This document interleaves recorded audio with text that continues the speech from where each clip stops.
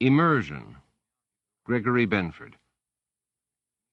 Africa came to them in air thick with smells. In the dry, prickly heat was a promise of the primitive, of ancient themes beyond knowing. Warily, Kelly gazed out at the view beyond the formidable walls. "We're safe here from the animals?" "I imagine so. Those walls are high, and there are guard canines. Wirehounds, I believe." "Good." She smiled in a way that he knew implied a secret was about to emerge. "I really urged you to come here to get you away from Helsinki." "Not to study chimpanzees?" "Oh, that might be useful. Or better still, fun," she said with wifely nonchalance. "My main consideration was that if you had stayed in Helsinki, you might be dead." He stopped looking at the striking scenery. She was serious. "You think they would—" "They could, which is a better guide to action than trying to guess woods." "I see." He didn't, but he had learned to trust her judgment in matters of the world. "You think Imperial Industrie would—" "Knock you off for undermining their case? Sure, but they'd be careful." "But the case is over, settled." He had made a successful sociometric prediction of political and economic trends in Central Europe. His reputation was powerful enough to cause a fall in certain product markets. Economics increasingly resembled fashion. Commodities ratcheted like hemlines. Imperial Industrie had lost considerably, a fortune even for a world-wrapping corporation. They had accused him of manipulating the markets, but he had, in all honesty, merely tried to test his new model of socio-history. His reputation among econometric circles was enough to circulate the predictions. Imperial Industrie, he thought, was simply being childish. Reason would prevail there soon enough. "You intend to make more predictions, don't you?" she asked. "Well, once I get some better parameter fixes." "There. Then they can lose again. Imperial doesn't like losing." "You exaggerate." He dismissed the subject with a wave of his hand. Then, too, he thought, perhaps he did need a vacation. To be on a rough, natural world. He had forgotten, in the years buried in Helsinki, how vivid wild things could be. Greens and yellows leaped out, after decades amid steel and glitter. Here the sky yawned impossibly deep, unmarked by the graffiti of aircraft, wholly alive to the flapping wonder of birds. Bluffs and ridges looked like they had been shaped hastily with a putty knife. Beyond the station walls he could see a sole tree thrashed by an angry wind. Its topknot finally blew off in a pocket of wind, fluttering and fraying over somber flats like a fragmenting bird. Distant eroded mesas had yellow streaks down their shanks, which, as they met the forest, turned a burnt orange tinge that suggested the rot of rust. Across the valley, where the chimps ranged, lay a dusky canopy hidden behind low gray clouds and raked by winds. A thin, cold rain fell there, and Leon wondered what it was like to cower beneath the sheets of moisture without hope of shelter or warmth. Perhaps Helsinki's utter predictability was better, but he wondered, breathing in the tangy air. He pointed to the distant forest. "We're going there?" He liked this fresh place, though the jungle was foreboding. It had been a long time since he had even worked with his hands, alongside his father, back on the farm. "Don't start judging." "I'm anticipating." She grinned. "You always have a longer word for it, no matter what I say." "The treks look a little, well, touristy." "Of course, we're tourists." The land here rose up into peaks as sharp as torn tin. In the thick trees beyond, mist broke on gray, smooth rocks. Even here, high up the slope of an imposing ridge, the excursion station was hemmed in by slimy, thick-barked trees standing in deep drifts of dead, dark leaves. With rotting logs half buried in the wet layers, the air swarmed so close it was like breathing damp opium. Kelly stood, her drink finished. "Let's go in, socialize." He followed dutifully and right away knew it was a mistake. Most of the indoor stim party crowd was dressed in rugged safari-style gear. They were ruddy folk, faces flushed with excitement or perhaps just enhancers. Leon waved away the bubble-glass-bearing waiter. He disliked the way it dulled his wits. Still, he smiled and tried to make small talk. This turned out to be not merely small, but microscopic. "Where are you from?" "Oh, Helsinki. What's it like?" "We're from—" fill in the city. "Have you ever heard of it?" Of course, he had not. Most were primitivists, drawn by the unique experience available here. It seemed to him that every third word in their conversation was natural or vital, delivered like a mantra. "What a relief to be away from straight lines," a thin man said. How so?" Leon said, trying to seem interested. "Well, of course, straight lines don't exist in nature. They have to be put there by humans." He sighed. "I love to be free of straightness." Leon instantly thought of pine needles, strata of metamorphic rock, the inside edge of a half-moon, spider-woven silk strands, the line along the top of a breaking ocean wave, crystal patterns, white quartz lines on granite slabs, the far horizon of a vast calm lake, the legs of birds, spikes of cactus, the arrow dive of a raptor, trunks of young, fast-growing trees, wisps of high wind-blown clouds, ice cracks, the two sides of the V of migrating birds, icicles. "Not so," he said, "but no more." His habit of laconic implication was trampled in the headlong talk, of course. The enhancers were taking hold. They all chattered on, excited by the prospect of immersing themselves in the lives of the creatures roaming the valleys below. He listened, not commenting, intrigued. Some wanted to share the world view of herd animals, others of hunters, some of birds. They spoke as though they were entering some athletic event, and that was not his view at all. Still, he stayed silent. He finally escaped with Kelly into the small park beside the excursion station, designed to make guests familiar with local conditions before their treks or immersions. There were whole kraals of domestic stock. The unique assets, the genetically altered and enhanced animals, were nowhere near, of course. He stopped and stared at the kraals and thought again about sociohistory. His mind kept diving at it from many angles. He had learned to just stand aside and let his thoughts run. Animals. Was there a clue here? Despite millennia of trying, humans had domesticated few animals. To be domesticated, wild beasts had to have an entire suite of traits. Most had to be herd animals with instinctive submission patterns which humans could co-opt. They had to be placid. Herds that bolt at a strange sound and can't tolerate intruders are hard to keep. Finally, they had to be willing to breed in captivity.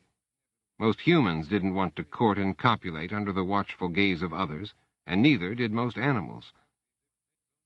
So here there were sheep and goats and cows, slightly adapted by biotechnology, but otherwise unremarkable. Except for the chimps.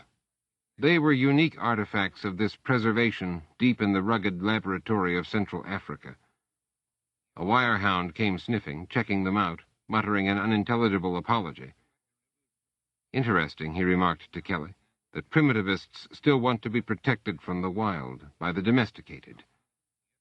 Well, of course. This fellow is big. Not sentimental about the natural state? We were once just another type of large mammal. The natural state might be a pleasant place to visit, but... Right, wouldn't want to live there. Still, I want to try the chimps. What? An immersion? Her eyebrows lifted in mild alarm. As long as we're here, why not? I don't... Well, I'll think about it. You can bail out at any time, they say. She nodded, pursed her lips. We'll feel at home, the way chimps do. You believe everything you read in a brochure? I did some research. It's a well-developed tech. Her lips had a skeptical tilt.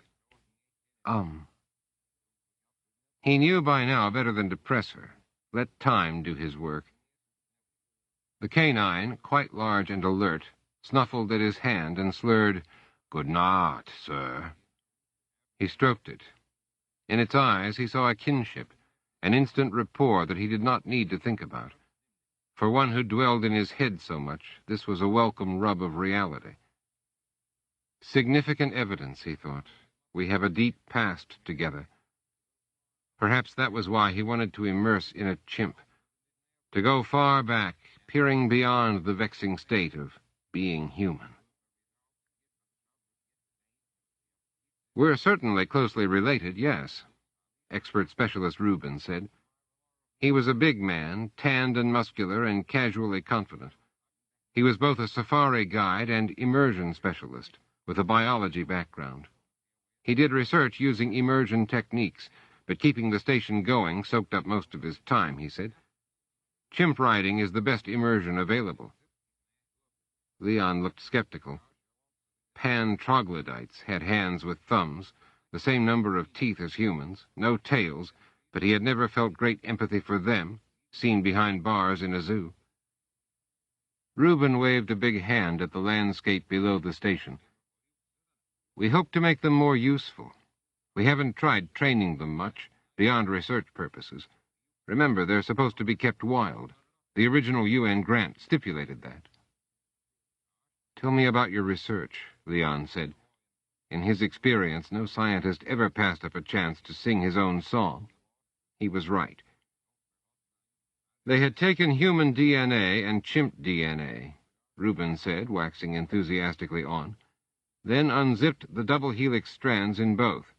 Linking one human strand with a chimp strand made a hybrid. Where the strands complemented, the two then tightly bound in a partial new double helix. Where they differed, bonding between the strands was weak, intermittent, with whole sections flapping free. Then they spun the watery solutions in a centrifuge, so the weak sections ripped apart. Closely linked DNA was 98.2% of the total. Chimps were startlingly like humans, less than 2% different. Yet they lived in forests and invented nothing. The typical difference between individual people's DNA was 1/10 of a percentage point, Reuben said. Roughly, then, chimps were 20 times more different from humans than particular people differed among themselves, genetically.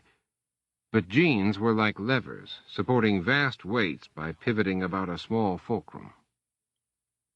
"But we don't come from them. We parted company genetically 6 million years ago." "Do they think like us?" Leon asked. "Best way to tell is an immersion," Reuben said. "Very best way." He smiled invitingly, and Leon wondered if Reuben got a commission on immersions.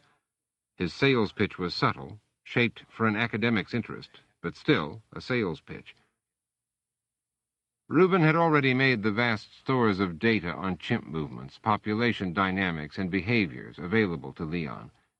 It was a rich source, and with some math modeling might be fertile ground for a simple description, using a truncated version of sociohistory. "Describing the life history of a species mathematically is one thing," Kelly said, "but living in it—" "Come now," Leon said. Even though he knew the entire excursion station was geared to sell the guests safaris and immersions, he was intrigued. "I need a change," you said. "Get out of stuffy old Helsinki," you said. Reuben said warmly, "It's completely safe."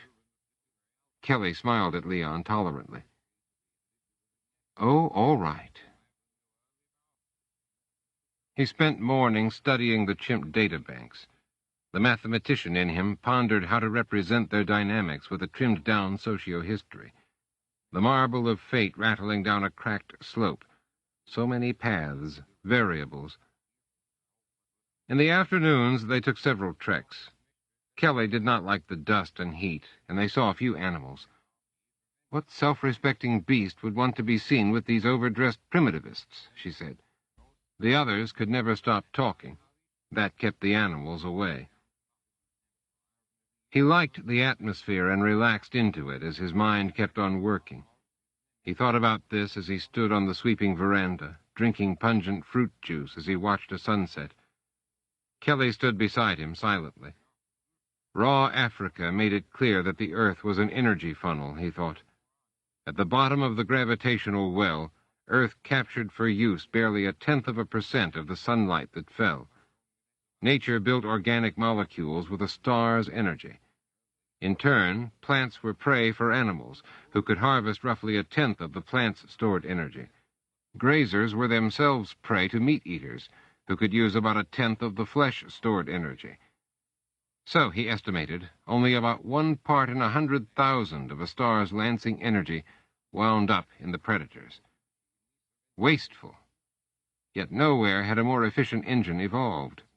Why not? Predators were invariably more intelligent than their prey, and they sat atop a pyramid of very steep slopes. Omnivores had a similar balancing act. Out of that rugged landscape had come humanity. That fact had to matter greatly in any socio-history. The chimps, then, were essential to finding the ancient keys to the human psyche. Kelly said, "I hope immersion isn't, well, so hot and sticky.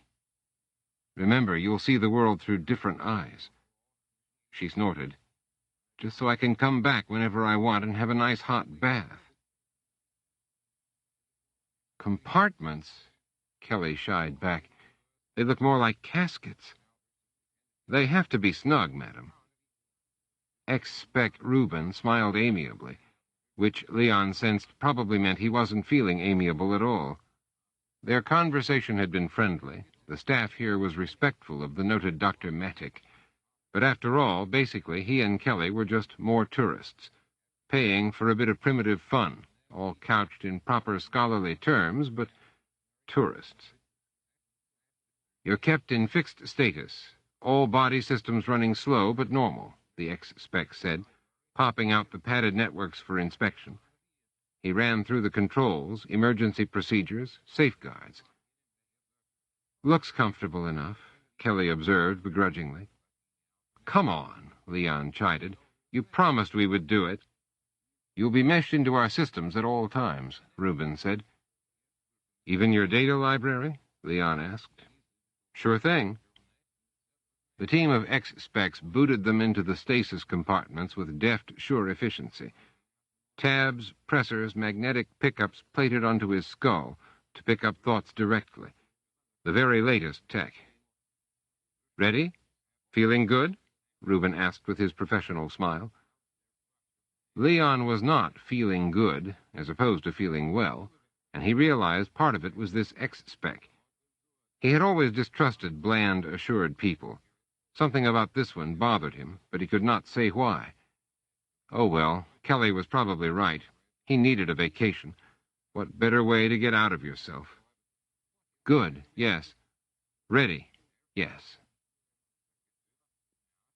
The suspension tech suppressed neuromuscular responses. The customer lay dormant, only his mind engaged with the chimp. Magnetic webs capped over his cerebrum. Through electromagnetic inductance, they interwove into layers of the brain. They routed signals along tiny thread paths, suppressing many brain functions and blocking physiological processes. All this so that the massively parallel circuitry of the brain could be inductively linked out, thought by thought. Then it was transmitted to chips embedded in the chimp subject. Immersion. The technology had ramified throughout the world, quite famously. The ability to distantly manage minds had myriad uses. The suspension tech, however, found its own odd applications. In certain European classes, women were wedded, then suspended for all but a few hours of the day. Their wealthy husbands awoke them from freeze-frame states only for social and sexual purposes. For more than a half-century, the wives experienced a heady whirlwind of places, friends, parties, vacations, passionate hours, but their total accumulated time was only a few years. Their husbands died in what seemed to the wives like short order indeed. They left a wealthy widow of perhaps 30. Such women were highly sought, and not only for their money. They were uniquely sophisticated, seasoned by a long marriage. Often these widows returned the favor, wedding freeze-frame husbands, whom they revived for similar uses. All this Leon had taken with the sophisticated veneer he had cultivated in Helsinki. So he thought his immersion would be comfortable, interesting, the stuff of stim-party talk. He had thought that he would in some sense visit another, simpler mind. He did not expect to be swallowed whole. A good day. Plenty of grubs to eat in a big moist log.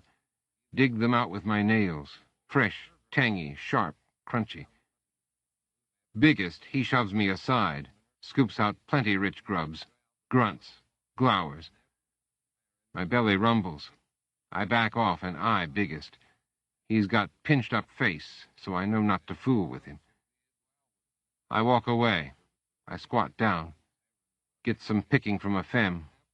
She finds some fleas, cracks them in her teeth. Biggest rolls the log around some to knock a few grubs loose. Finishes up. He's strong. Femmes watch him. Over by the trees, a bunch of femmes chatter, suck their teeth. Everybody's sleepy now in early afternoon, lying in the shade. Biggest, though, he waves at me and Hunker, and off we go. Patrol. Strut tall, step out proud. I like it fine. Better than humping, even. Down past the creek and along to where the hoof smells are. That's the shallow spot. We cross and go into the trees, sniffing, and there are two strangers. They don't see us yet. We move smooth, quiet. Biggest picks up a branch, and we do too. Hunker is sniffing to see who these strangers are, and he points off to the hill. Just like I thought, they're hillies. The worst. Smell bad. Hillies come onto our turf, make trouble. We make it back. We spread out. Biggest, he grunts and they hear him. I'm already moving, branch held up. I can run pretty far without going all four. The strangers cry out, big-eyed.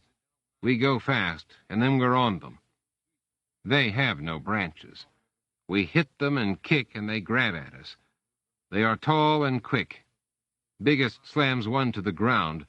I hit that one, so Biggest knows real well I'm with him. Hammer hard, I do. Then I go quick to help Hunker. His stranger has taken his branch away. I club the stranger. He sprawls. I whack him good, and Hunker jumps on him, and it is wonderful. The stranger tries to get up, and I kick him solid. Hunker grabs back his branch and hits again and again, with me helping hard. Biggest, his stranger gets up and starts to run. Biggest whacks his ass with the branch, roaring and laughing. Me, I got my skill. Special. I pick up rocks. I'm the best thrower, better than Biggest even. Rocks are for strangers. My buddies, them I'll scrap with, but never use rocks. Strangers, though, they deserve to get rocks in the face. I love to bust a stranger that way. I throw one clean and smooth and catch the stranger on the leg. He stumbles, and I smack him good with a sharp-edged rock in the back. He runs fast then, and I can see he's bleeding. Stranger leaves drops in the dust.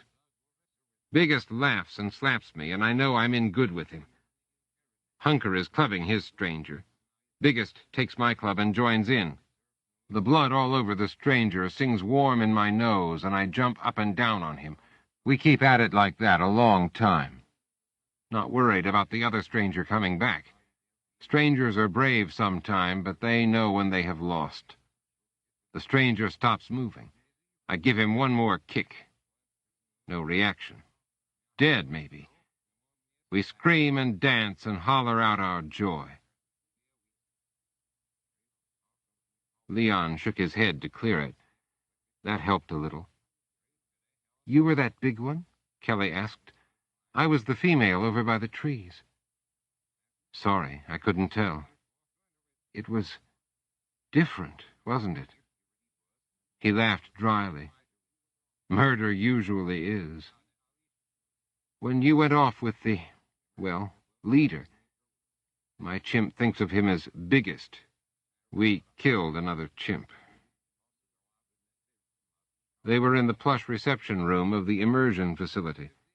Leon stood and felt the world tilt a little and then right itself. I think I'll stick to historical research for a while. Kelly smiled sheepishly. I rather liked it. He thought a moment, blinked. So did I, he said, surprisingly himself. Not the murder. No, of course not, but the feel. She grinned. Can't get that in Helsinki, Professor. He spent 2 days coasting through cool lattices of data in the formidable station library.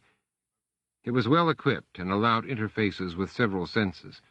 He patrolled through cool digital labyrinths.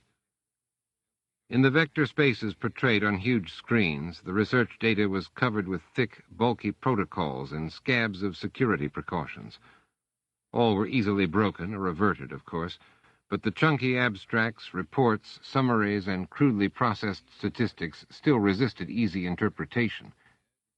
Occasionally, some facets of chimp behavior were carefully hidden away in appendices and sidebar notes, as though the biologists in the lonely outpost were embarrassed by it. Some was embarrassing, mating behavior especially. How could he use this? He navigated through the 3D maze and cobbled together his ideas. Could he follow a strategy of analogy? Chimps shared nearly all their genes with humans, so chimp dynamics should be a simpler version of human dynamics. Could he then analyze chimp-troop interactions as a reduced case of sociohistory? At sunset of the next day, he sat with Kelly watching blood-red shafts spike through orange-tinged clouds. Africa was gaudy beyond good taste, and he liked it. The food was tangy, too. His stomach rumbled in anticipation of dinner. He remarked to Kelly, "It's tempting, using chimps to build a sort of toy model of sociohistory. But you have doubts. They're like us only they have, well, base animalistic ways?" She smirked, then kissed him. "My prudish Leon. We have our share of beastly behaviors, I know, but we're a lot smarter, too." Her eyelids dipped in a manner he knew by now suggested polite doubt. "They live intensely. You'll have to give them that." "Maybe we're smarter than we need to be, anyway." "What?" This surprised her. "I've been reading up on evolution. Plainly, the human brain was an evolutionary overshoot, far more capable than a competent hunter-gatherer needed. To get the better of animals, it would have been enough to master fire and simple stone tools. Such talents alone would have made people the lords of creation, removing selection pressure to change. Instead, all evidence from the brain itself said that change accelerated. The human cerebral cortex added mass, stacking new circuitry atop older wiring. That mass spread over the lesser areas like a thick new skin. "Considering the state of the world, I'd say we need all the brains we can get," she said skeptically. "From that layer came musicians and engineers, saints and savants," he finished with a flourish. One of Kelly's best points was her willingness to sit still while he waxed professorially long-winded, even on vacation. And all this evolutionary selection happened in just a few million years. Kelly snorted prettily. "Look at it from the woman's point of view. It happened despite putting mothers in desperate danger in childbirth." How?" "From those huge baby heads. They're hard to get out. We women are still paying the price for your brains, and for ours." He chuckled. She always had a special spin on a subject that made him see it fresh. Then why was it selected for back then?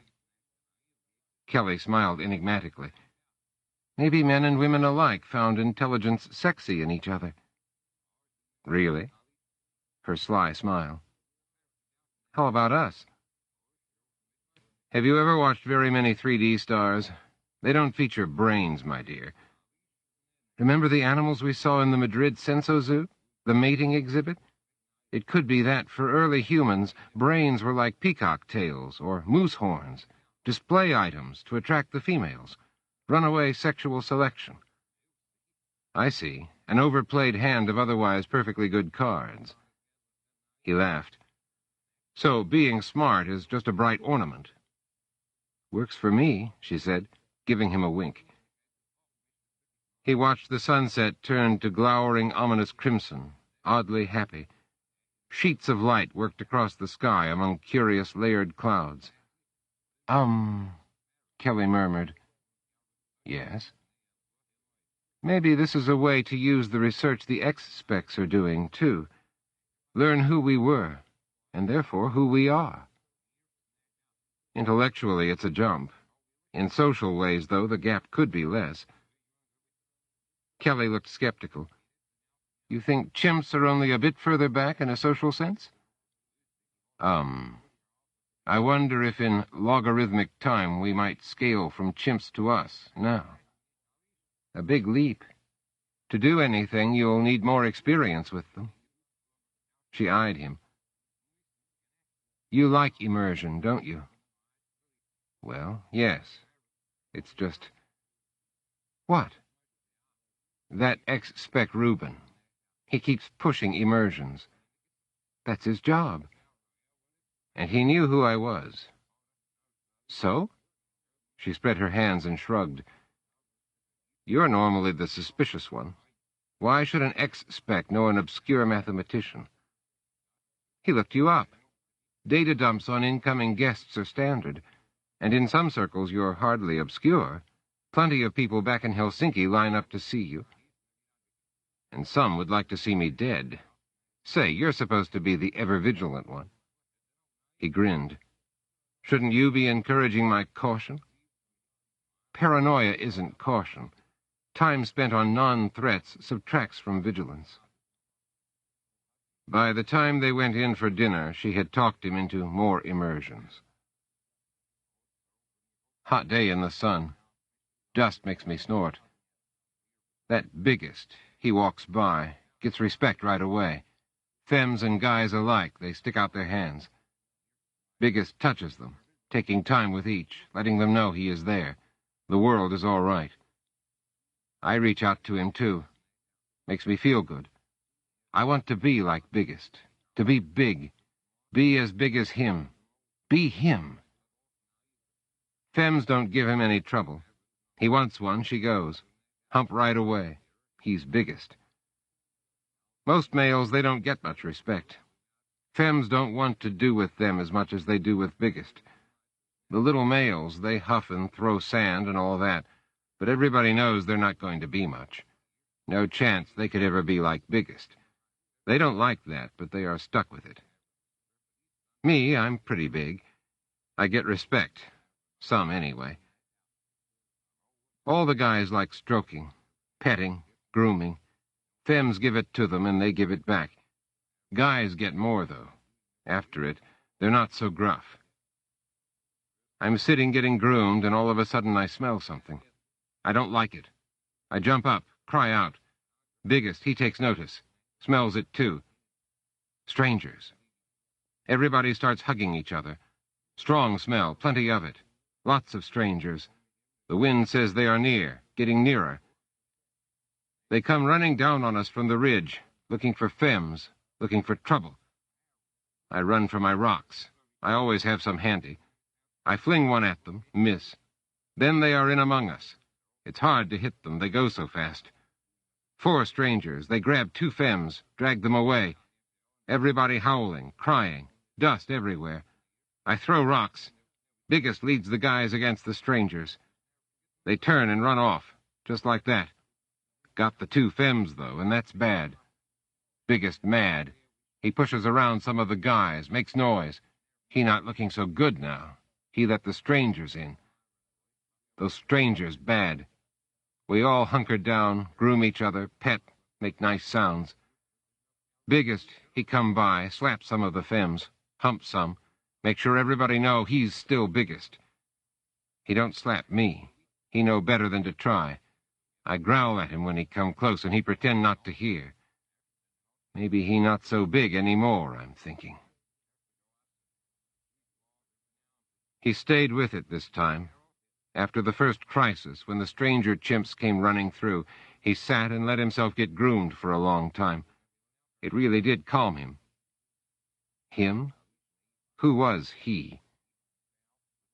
This time he could fully sense the chimp mind. Not below him, that was an evolutionary metaphor, but around him. A swarming scattershot of senses, thoughts, fragments, like leaves blowing by him in a wind. And the wind was emotion. Blustering gales, howling and whipping in gusts, raining thoughts like soft hammer blows. These chimps thought poorly, in the sense that he could only get shards, like human musings chopped by a nervous editor, but chimps felt intensely. Of course, he thought. And he could think, nestled in the hard kernel of himself, wrapped in the chimp mind. Emotions told it what to do, without thinking. Quick reactions demanded that. Strong feeling amplified subtle clues into strong imperatives, blunt orders from Mother Evolution. He saw now that the belief that high-order mental experiences like emotion were unique to people was simply conceited. These chimps shared much of the human world view. A theory of chimp socio-history could be valuable. He gingerly separated himself from the dense, pressing chimp mind. He wondered if the chimp knew he was there. Yes, it did, dimly. But somehow this did not bother the chimp. He integrated it into his blurred, blunt world. Leon was somewhat like an emotion, just one of many fluttering by and staying a while, then wafting away. Could he be more than that? He tried getting the chimp to lift its right arm, and it was like lead. He struggled for a while that way with no success. Then he realized his error. He could not overpower this chimp, not as a kernel in a much larger mind. He thought about this as the chimp groomed a female, picking carefully through coarse hair. The strands smelled good, the air was sweet, the sun stroked him with blades of generous warmth. Emotion. Chimps didn't follow instructions because that simply lay beyond them. They could not understand directions in the human sense. Emotions. Those they knew. He had to be an emotion, not a little general giving orders. He sat for a while simply being this chimp. He learned, or rather, he felt. The troop groomed and scavenged food, males eyeing the perimeter, females keeping close to the young. A lazy calm descended over him, carrying him effortlessly through warm moments of the day. Not since he was a boy had he felt anything like this. A slow, graceful easing, as though there were no time at all, only slices of eternity. In this mood, he could concentrate on a simple movement, raising an arm, scratching, and create the desire to do it. His chimp responded. To make it happen, he had to feel his way toward a goal, sail before the emotion wind.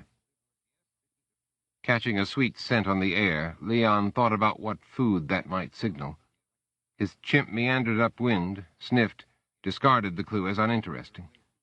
Leon could now smell the reason why. Fruit, true sweet, yes, but inedible for a chimp. Good. He was learning, and he was integrating himself into the deep recesses of this chimp mind. Watching the troop, he decided to name the prominent chimps, to keep them straight. Agile, the quick one. Sheila, the sexy one. Grubber, the hungry one. But what was his own name? His he dubbed Ipan. Not very original, but that was its main characteristic. I, as pan-troglodytes. Grubber found some bulb-shaped fruit, and the others drifted over to scavenge. The hard fruit smelled a little too young. How did he know that?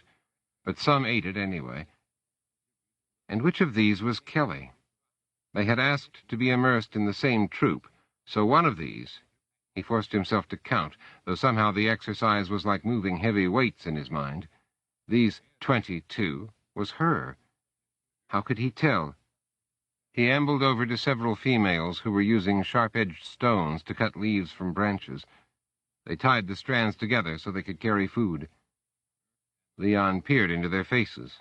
Mild interest, a few hands held out for stroking, an invitation to groom. No glint of recognition in their eyes. He watched a big femme, Sheila, carefully wash sand-covered fruit in a creek. The troop followed suit. Sheila was a leader of sorts, a female lieutenant to biggest. She ate with relish, looked around. There was grain growing nearby, past maturity, ripe tan kernels already scattered in the sandy soil. Concentrating, Leon could tell from the faint bouquet that this was a delicacy. A few chimps squatted and picked grains from the sand, slow work. Sheila did the same, and then stopped, gazing off at the creek. Time passed, insects buzzed. After a while, she scooped up sand and kernels and walked to the brook's edge. She tossed it all in. The sand sank, the kernels floated. She skimmed them off and gulped them down, grinning widely. An impressive trick. The other chimps did not pick up on her kernel-skimming method. Fruit washing was conceptually easier, he supposed, since the chimp could keep the fruit the whole time. Kernel skimming demanded throwing away the food first, then rescuing it, a harder mental jump. He thought about her, and in response, Ipan sauntered over her way. He peered into Sheila's eyes, and she winked at him. Kelly! He wrapped hairy arms around her in a burst of sweaty love. Pure animal love, she said over dinner. Refreshing. Leon nodded. I like being there, living that way. I can smell so much more. Fruit tastes differently when they bite into it. He held up a purple bulb, sliced into it, forked it into his mouth. To me, this is almost unbearably sweet. To Ipan, it's pleasant, a little peppery. I suppose chimps have been selected for a sweet tooth. It gets them more fast calories. I can't think of a more thorough vacation.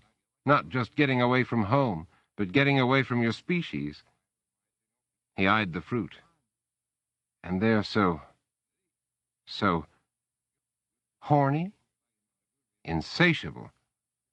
You didn't seem to mind. My chimp, Ipan, I bail out when he gets into his hump-them-all mood. She eyed him. Really? Don't you bail out? Yes, but I don't expect men to be like women. Oh, he said stiffly. I've been reading in the X-Specs research library while you toy with chimp social movements. Women invest heavily in their children. Men can use two strategies, parental investment plus sow the oats. She lifted an eyebrow.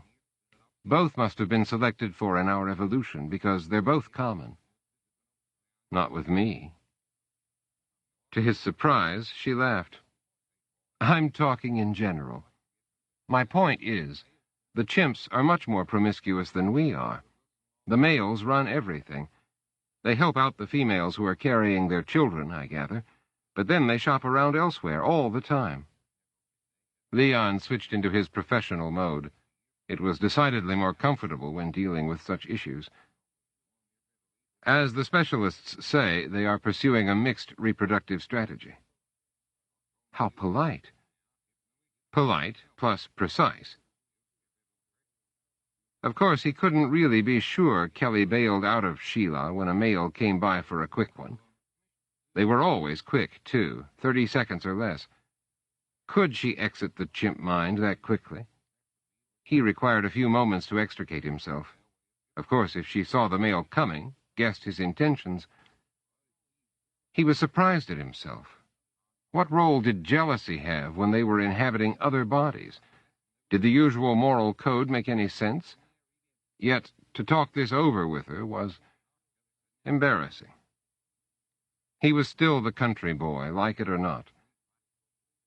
Ruefully, he concentrated on his meal of local Romerfleisch, which turned out to be an earthy, dark meat in a stew of tangy vegetables. He ate heartily, and in response to Kelly's rather obviously amused silence, said, I'd point out that chimps understood commerce, too. Food for sex, betrayal of the leader for sex, spare my child for sex, grooming for sex, just about anything for sex. It does seem to be their social currency. Short and decidedly not sweet. Just quick lunges, strong sensations, then boom, it's over. He nodded. The males need it, the females use it. You've been taking notes. If I'm going to model chimps as a sort of simplified people, then I must. Model chimps, came the assured tones of ex-Spec Reuben. They're not model citizens, if that's what you mean. He gave them a sunny smile, and Leon guessed this was more of the obligatory friendliness of this place. Leon smiled mechanically.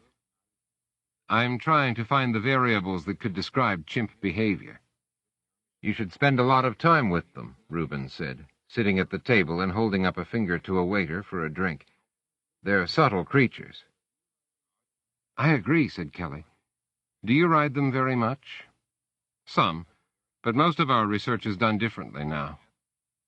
Reuben's mouth twisted ruefully. Statistical models, that sort of thing. I got this touring idea started, using the immersion tech we had developed earlier, to make money for the project. Otherwise, we'd have had to close. I'm happy to contribute, Leon said. Admit it, you like it, Kelly said, amused. Well, yes, it's different. And good for the staid Professor Matic to get out of his shell, she said.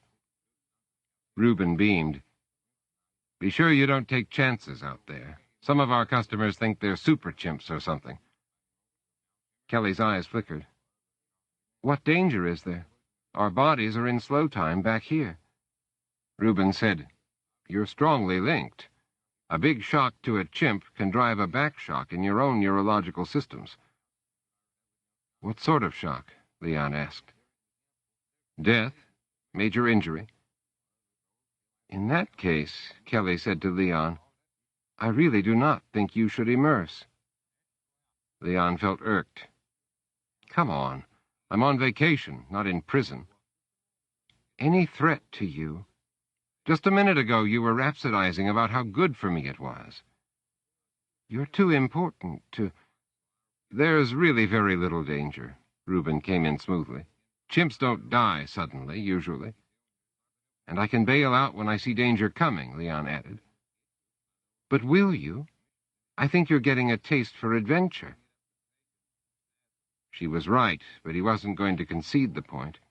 If he wanted a little escape from his humdrum mathematician's routine, so much the better. I like being out of Helsinki's endless corridors. Reuben gave Kelly a confident smile. And we haven't lost a tourist yet. How about research staff? She shot back. Well, that was a most unusual. What happened?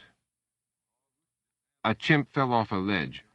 The human operator couldn't bail out in time, and she came out of it paralyzed. The shock of experiencing death through immersion is known from other incidents to prove fatal, but we have systems in place to short-circuit. What else? She persisted. Well, there was one difficult episode. In the early days, when we had simple wire fences. The ex-spec shifted uneasily. Some predators got in. What sort of predators? A primate pack hunter. Carnopapio grandis. We call them raboons, genetically derived in an experiment 2 decades ago. They took baboon DNA. How did they get in? Kelly insisted. They're somewhat like a wild hog, with hooves that double as diggers. Carnivores, though. They smelled game, or corralled animals, dug under the fences. Kelly eyed the high, solid walls. These are adequate? Certainly. They're from a genetic experiment. Someone tried to make a predator by raising the earlier baboon stock up onto 2 legs. Kelly said dryly, evolutionary gambling. Reuben didn't catch the edge in her voice. Like most bipedal predators, the forelimbs are shortened and the head carries forward, balanced by a thick tail they use for signaling to each other. They prey on the biggest herd animals, the gigantelope, another experiment, and eat only the richest meat. Why attack humans, then? She asked. They take targets of opportunity, too. Chimps, even. When they got into the compound, they went for adult humans, not children. A very selective strategy. Kelly shivered. You look at this very objectively. I'm a biologist. I never knew it could be so interesting, Leon said to diffuse her apprehension. Reuben beamed. Not as involving as higher mathematics, I'm sure. Kelly's mouth twisted with wry skepticism. Do you mind if guests carry weapons inside the compound? He had a glimmering of an idea about the chimps, a way to use their behaviors in building a simple toy model of socio-history. He might be able to use the statistics of chimp troop movements, the ups and downs of their shifting fortunes. He talked it over with Kelly, and she nodded, but beneath it she seemed worried. Since Reuben's remark, she was always tut-tutting about safety. He reminded her that she had earlier urged him to do more immersions. This is a vacation, remember? He said more than once. Her amused sidewise glances told him that she also didn't buy his talk about the toy modeling. She thought he just liked romping in the woods. A country boy at heart, she chuckled. So the next morning he skipped the planned trek to view the vast gigantelope herds. He immediately went to the immersion chambers and slipped under, to get some solid work done, he told himself. The chimps slept in trees and spent plenty of time grooming each other. For the lucky groomer, a tick or louse was a treat. With enough, they could get high on some peppery-tasting alkaloid. He suspected the careful stroking and combing of his hair by Kelly was a behavior selected because it improved chimp hygiene. It certainly calmed Ipan, also. Then it struck him. Chimps groomed rather than vocalizing. Only in crises and when agitated did they call and cry, mostly about breeding, feeding, or self-defense. They were like people who could not release themselves through the comfort of talk.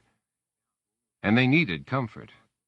The core of their social life resembled human societies under stress, in tyrannies, in prisons, in city gangs. Nature red in tooth and claw, yet strikingly like troubled people. But there were civilized behaviors here, too. Friendships, grief, sharing, buddies in arms who hunted and guarded turf together. Their old got wrinkled, bald, and toothless, yet were still cared for. Their instinctive knowledge was prodigious. They knew how to make a bed of leaves as dusk fell, high up in trees. They could climb with grasping feet. They felt, cried, mourned, without being able to parse these into neat grammatical packages, so the emotions could be managed, subdued. Instead, emotions drove them. Hunger was the strongest. They found and ate leaves, fruit, insects, even fair-sized animals. They loved caterpillars. Each moment, each small enlightenment, sank him deeper into Ipan. He began to sense the subtle nooks and crannies of the chimp mind. Slowly he gained more cooperative control. That morning a female found a big tree and began banging it. The hollow trunk boomed like a drum, and all the foraging party rushed forward to beat it too, grinning wildly at the noise. Ipan joined in, and Leon felt the burst of joy, seethed in it. Later, coming on a waterfall after a heavy rain, they seized vines and swung among trees, out over the foaming water, screeching with joy as they performed twists and leaps from vine to vine, like children in a new playground. Leon got Ipan to make impossible moves, wild tumbles and dives, propelling him forward with abandon, to the astonishment of the other chimps. They were violent in their sudden, peevish moments, in hustling available females, in working out their perpetual dominance hierarchy, and especially in hunting. A successful hunt brought enormous excitement, hugging, kissing, pats. As the troop descended to feed, the forest rang with barks, screeches, hoots, and pants. Leon joined the tumult, sang, danced with Sheila Kelly. In some matters he had to restrain his feelings. Rats they ate head first. Larger game they smashed against rocks. They devoured the brains first, a steaming delicacy. Leon gulped, metaphorically, but with Ipan echoing the impulse, and watched, screening his reluctance. Ipan had to eat, after all. At the scent of predators, he felt Ipan's hair stand on end. Another tangy bouquet made Ipan's mouth water. He gave no mercy to food, even if it was still walking. Evolution in action. Those chimps who had showed mercy in the past ate less and left fewer descendants. Those weren't represented here anymore. For all its excesses, he found the chimp's behavior hauntingly familiar. Males gathered often for combat, for pitching rocks, for blood sports, to work out their hierarchy. Females networked and formed alliances. There were trades of favors for loyalty, alliances, kinship bonds, turf wars, threats and displays, protection rackets, a hunger for respect, scheming subordinates, revenge, a social world enjoyed by many people that history had judged great, much like an emperor's court, in fact. Did people long to strip away their clothing and conventions, bursting forth as chimps? Leon felt a flush of revulsion, so strong Ipan shook and fidgeted. Humanity's lot had to be different, not this primitive horror. He could use this, certainly, as a test bed for a full theory. Learn from our nearest genetic neighbors. Then humankind would be self-knowing, captains of themselves. He would build in the imperatives of the chimps, but go far beyond, to true, deep socio-history. "I don't see it," Kelly said at dinner. "But they're so much like us." He put down his spoon. "We're a brainy chimp. That's a valuable insight. We can probably train them to work for us, do housekeeping. I wouldn't have them messing up my house." Adult humans weighed little more than chimps, but were far weaker. A chimp could lift 5 times more than a well-conditioned man. Human brains were 3 or 4 times more massive than a chimp's. A human baby a few months old already had a brain larger than a grown chimp.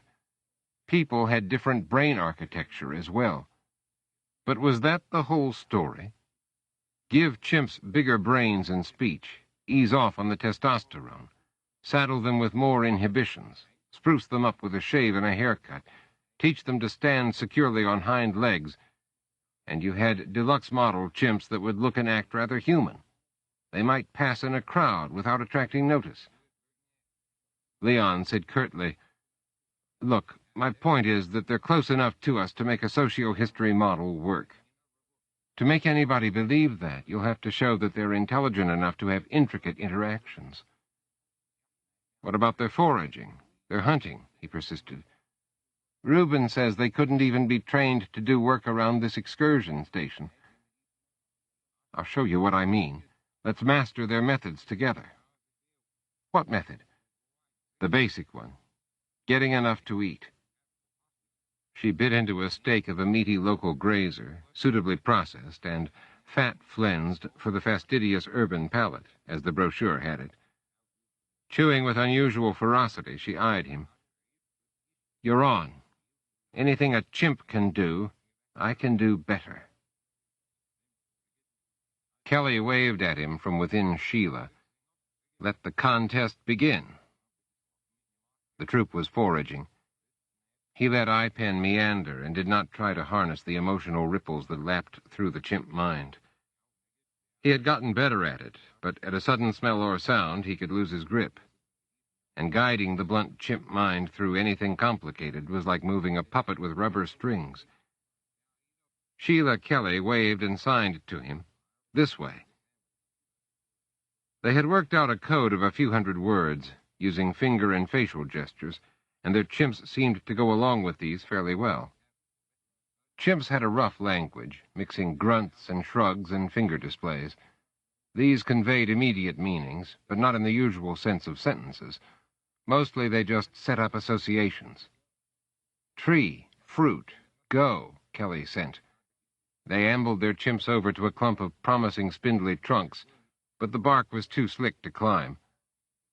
The rest of the troop had not even bothered. They have forest smarts we lack, Leon thought ruefully. What there? He signed to Sheila Kelly.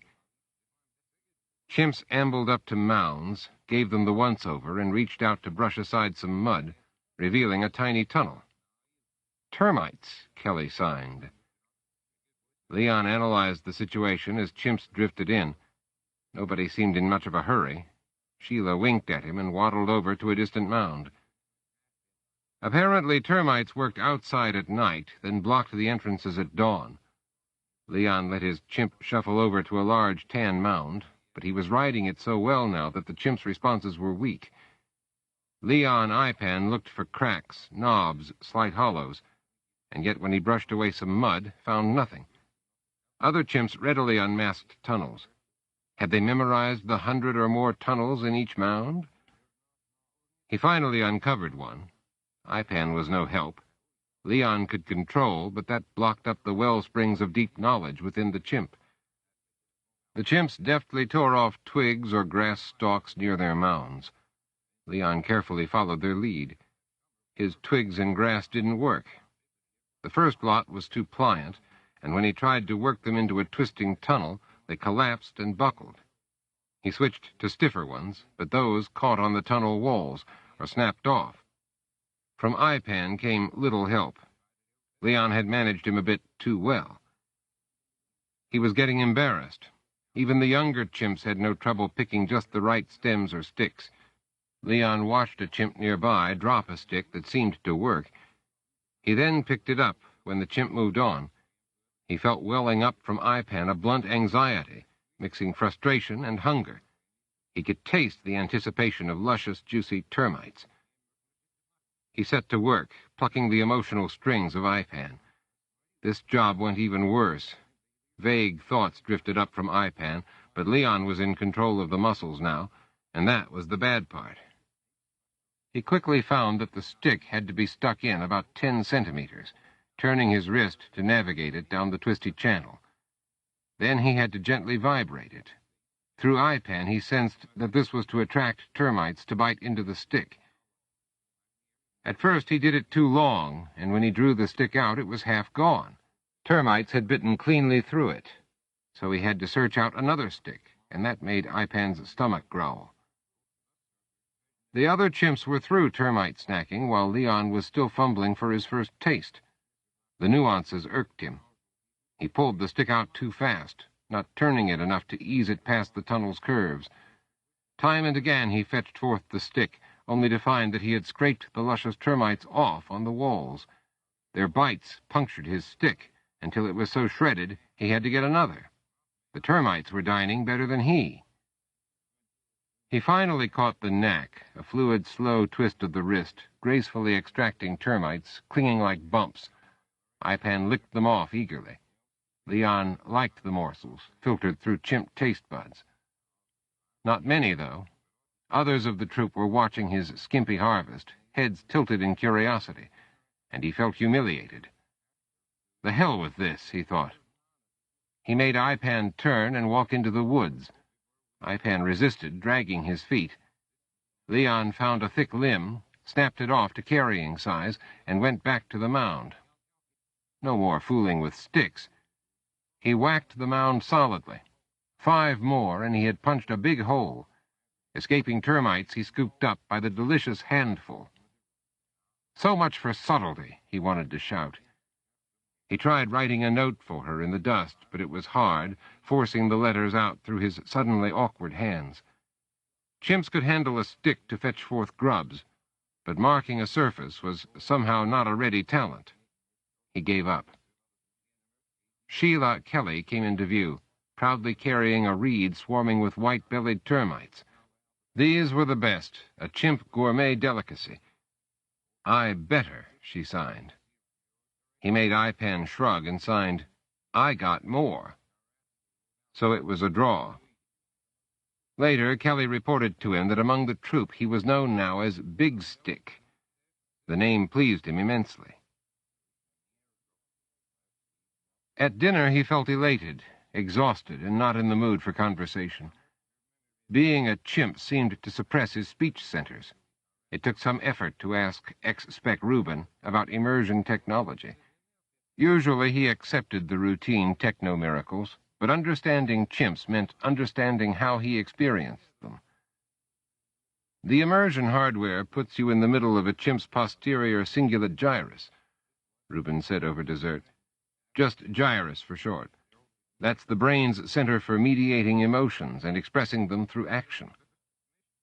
The brain? Kelly asked. What about ours? Reuben shrugged. Same general layout. Chimps are smaller, without a big cerebrum. Leon leaned forward, ignoring his steaming cup of caf. This gyrus, it doesn't give direct motor control? No, we tried that.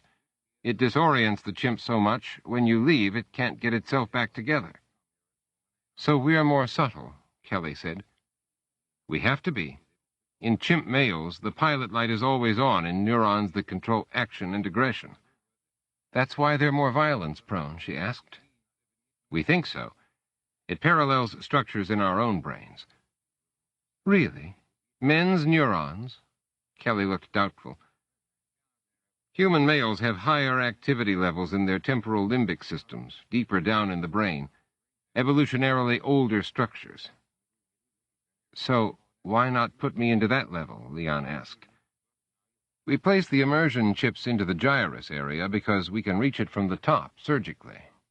The temporal limbic is way far down, impossible to implant a chip and net. Kelly frowned.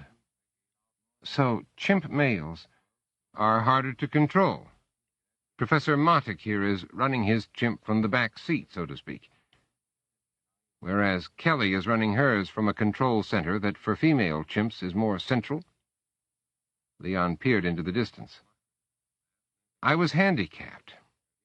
Kelly grinned. You have to play the hand you're dealt. It's not fair. Big Stick, biology is destiny. The troop came upon rotting fruit. Fevered excitement ran through them. The smell was repugnant and enticing at the same time, and at first he did not understand why. The chimps rushed to the overripe bulbs of blue and sickly green, popping open the skins, sucking out the juice. Tentatively, Leon tried one. The hit was immediate. A warm feeling of well-being kindled up in him. Of course, the fruity esters had converted into alcohol. The chimps were quite deliberately setting about getting drunk. He let his chimp follow suit. He hadn't much choice in the matter. Ipan grunted and thrashed his arms whenever Leon tried to turn him away from the teardrop fruit. And after a while, Leon didn't want to turn away either. He gave himself up to a good solid drunk. He had been worrying a lot lately, agitated in his chimp, and this was completely natural, wasn't it? Then a pack of raboons appeared, and he lost control of Ipan. They come fast, running 2 legs, no sound. Their tails twitch, talking to each other. 5 circle left. They cut off Issa. Biggest thunders at them. Hunker runs to nearest, and it spikes him with its forepuncher. I throw rocks, hit one. It yelps and scurries back, but others take its place. I throw again, and they come, and the dust and yowling are thick, and the others of them have Issa. They cut her with their punch claws, kick her with sharp hooves. 3 of them carry her off. Our femmes run, afraid. We warriors stay. We fight them, shrieking, throwing, biting when they get close, but we cannot reach Issa. Then they go, fast, running on their 2-hoofed legs, furling their tails in victory, taunting us. We feel bad. Issa was old, and we loved her. Femmes come back, nervous. We groom ourselves and know that the 2 legs are eating Issa somewhere. Biggest come by, try to pat me. I snarl. He biggest. This thing he should have stopped. His eyes get big and he slap me. I slap back at him. He slam into me. We roll around in dust, biting, yowling. Biggest strong, and pound my head on ground. Other warriors, they watch us, not join in. He beat me. I hurt. I go away. Biggest starts calming down the warriors. Femmes come by and pay their respects to Biggest. Touch him, groom him, feel him the way he likes. He mounts 3 of them real quick. He feeling Biggest all right. Me, I lick myself. Sheila come groom me. After a while I feel better. Already forgotten Isa. I not forget Biggest beat me, though. In front of everybody. Now I hurt. Biggest get grooming. He let them come and take Isa. He, Biggest, he should stop them. Someday I be all over him, on his back. Someday I be bigger. When did you bail out? Kelly asked. After Biggest stopped pounding on me. On Ipan. They were relaxing in brilliant sun beside a swimming pool. The heady smells of the forest seemed to awaken in Leon the urge to be down there again, in the valleys of dust and blood. He trembled, took a deep breath. The fighting had been so involving he hadn't wanted to leave, despite the pain. Immersion had a hypnotic quality. I know how you feel, she said. It's easy to totally identify with them. I left Sheila when those Raboons came close. Pretty scary. Why did anybody develop them?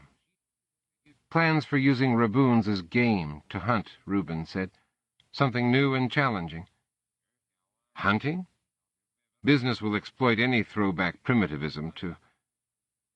He had been about to launch into a little lecture on how far humanity had come when he realized that he didn't believe it anymore. You've always thought of people as cerebral. No socio-history could work if it didn't take into account our animal selves. Our worst sins are all our own, I fear. He had not expected that his experiences here would shake him so. This was sobering. Not at all. Kelly gave him a lofty look. I've been reading some of the station background data on our room computer. Genocide occurs in wolves and chimps alike. Murder is widespread. Ducks and orangutans rape. Even ants have organized warfare and slave raids. Chimps have at least as good a chance of being murdered as do humans, Reuben says. Of all the hallowed hallmarks, speech, art, technology, and the rest, the one which comes most obviously from animal ancestors was genocide. You've been learning from Reuben. It was a good way to keep an eye on him. Better to be suspicious than sorry. Of course, she said blandly. Can't let Africa soften our brains.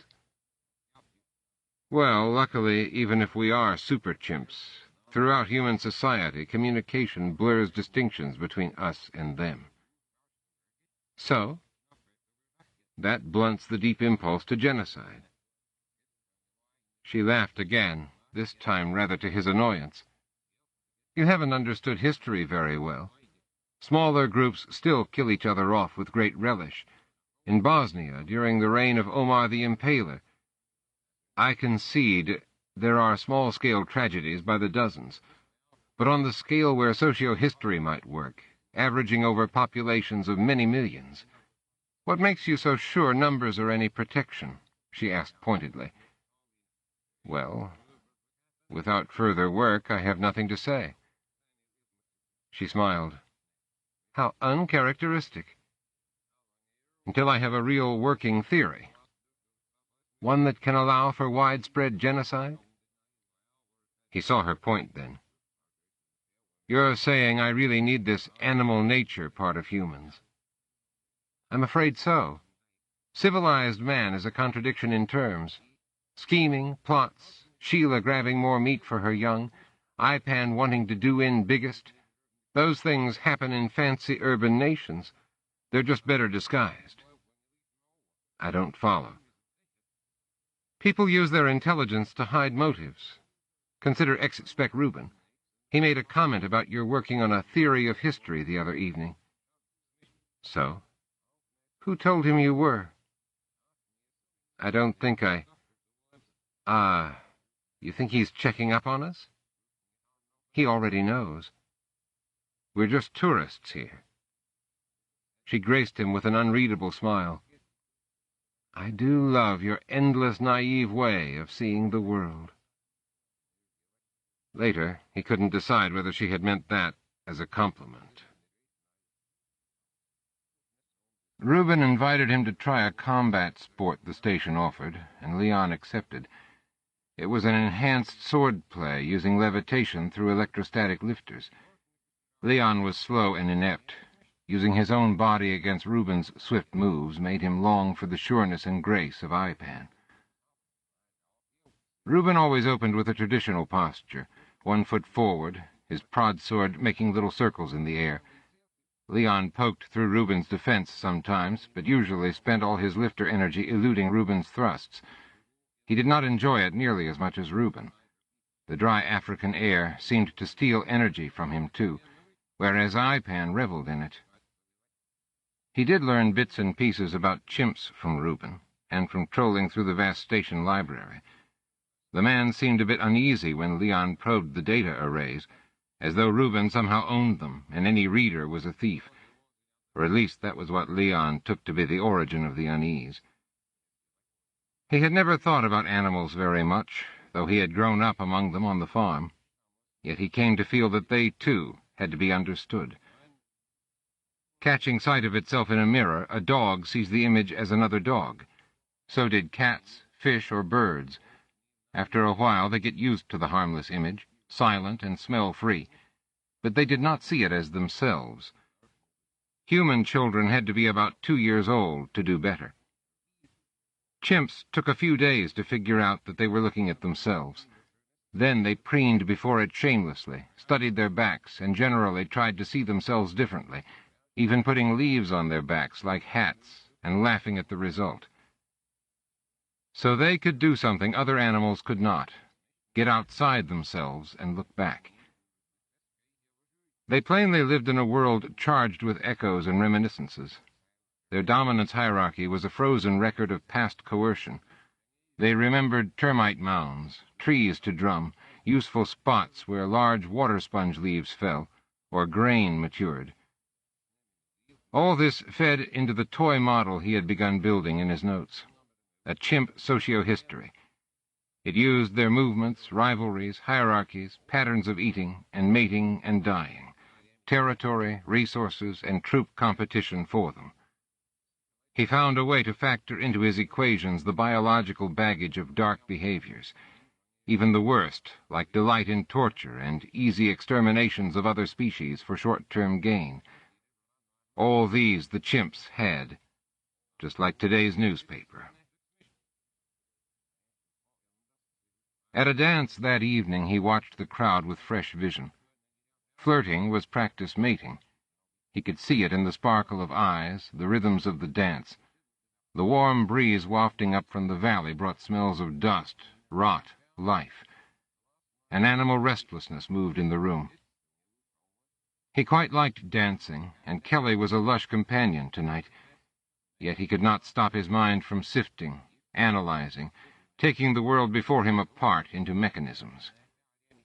The non-verbal template humans used for attract-approach strategies apparently descended from a shared mammalian heritage, Kelly had pointed out.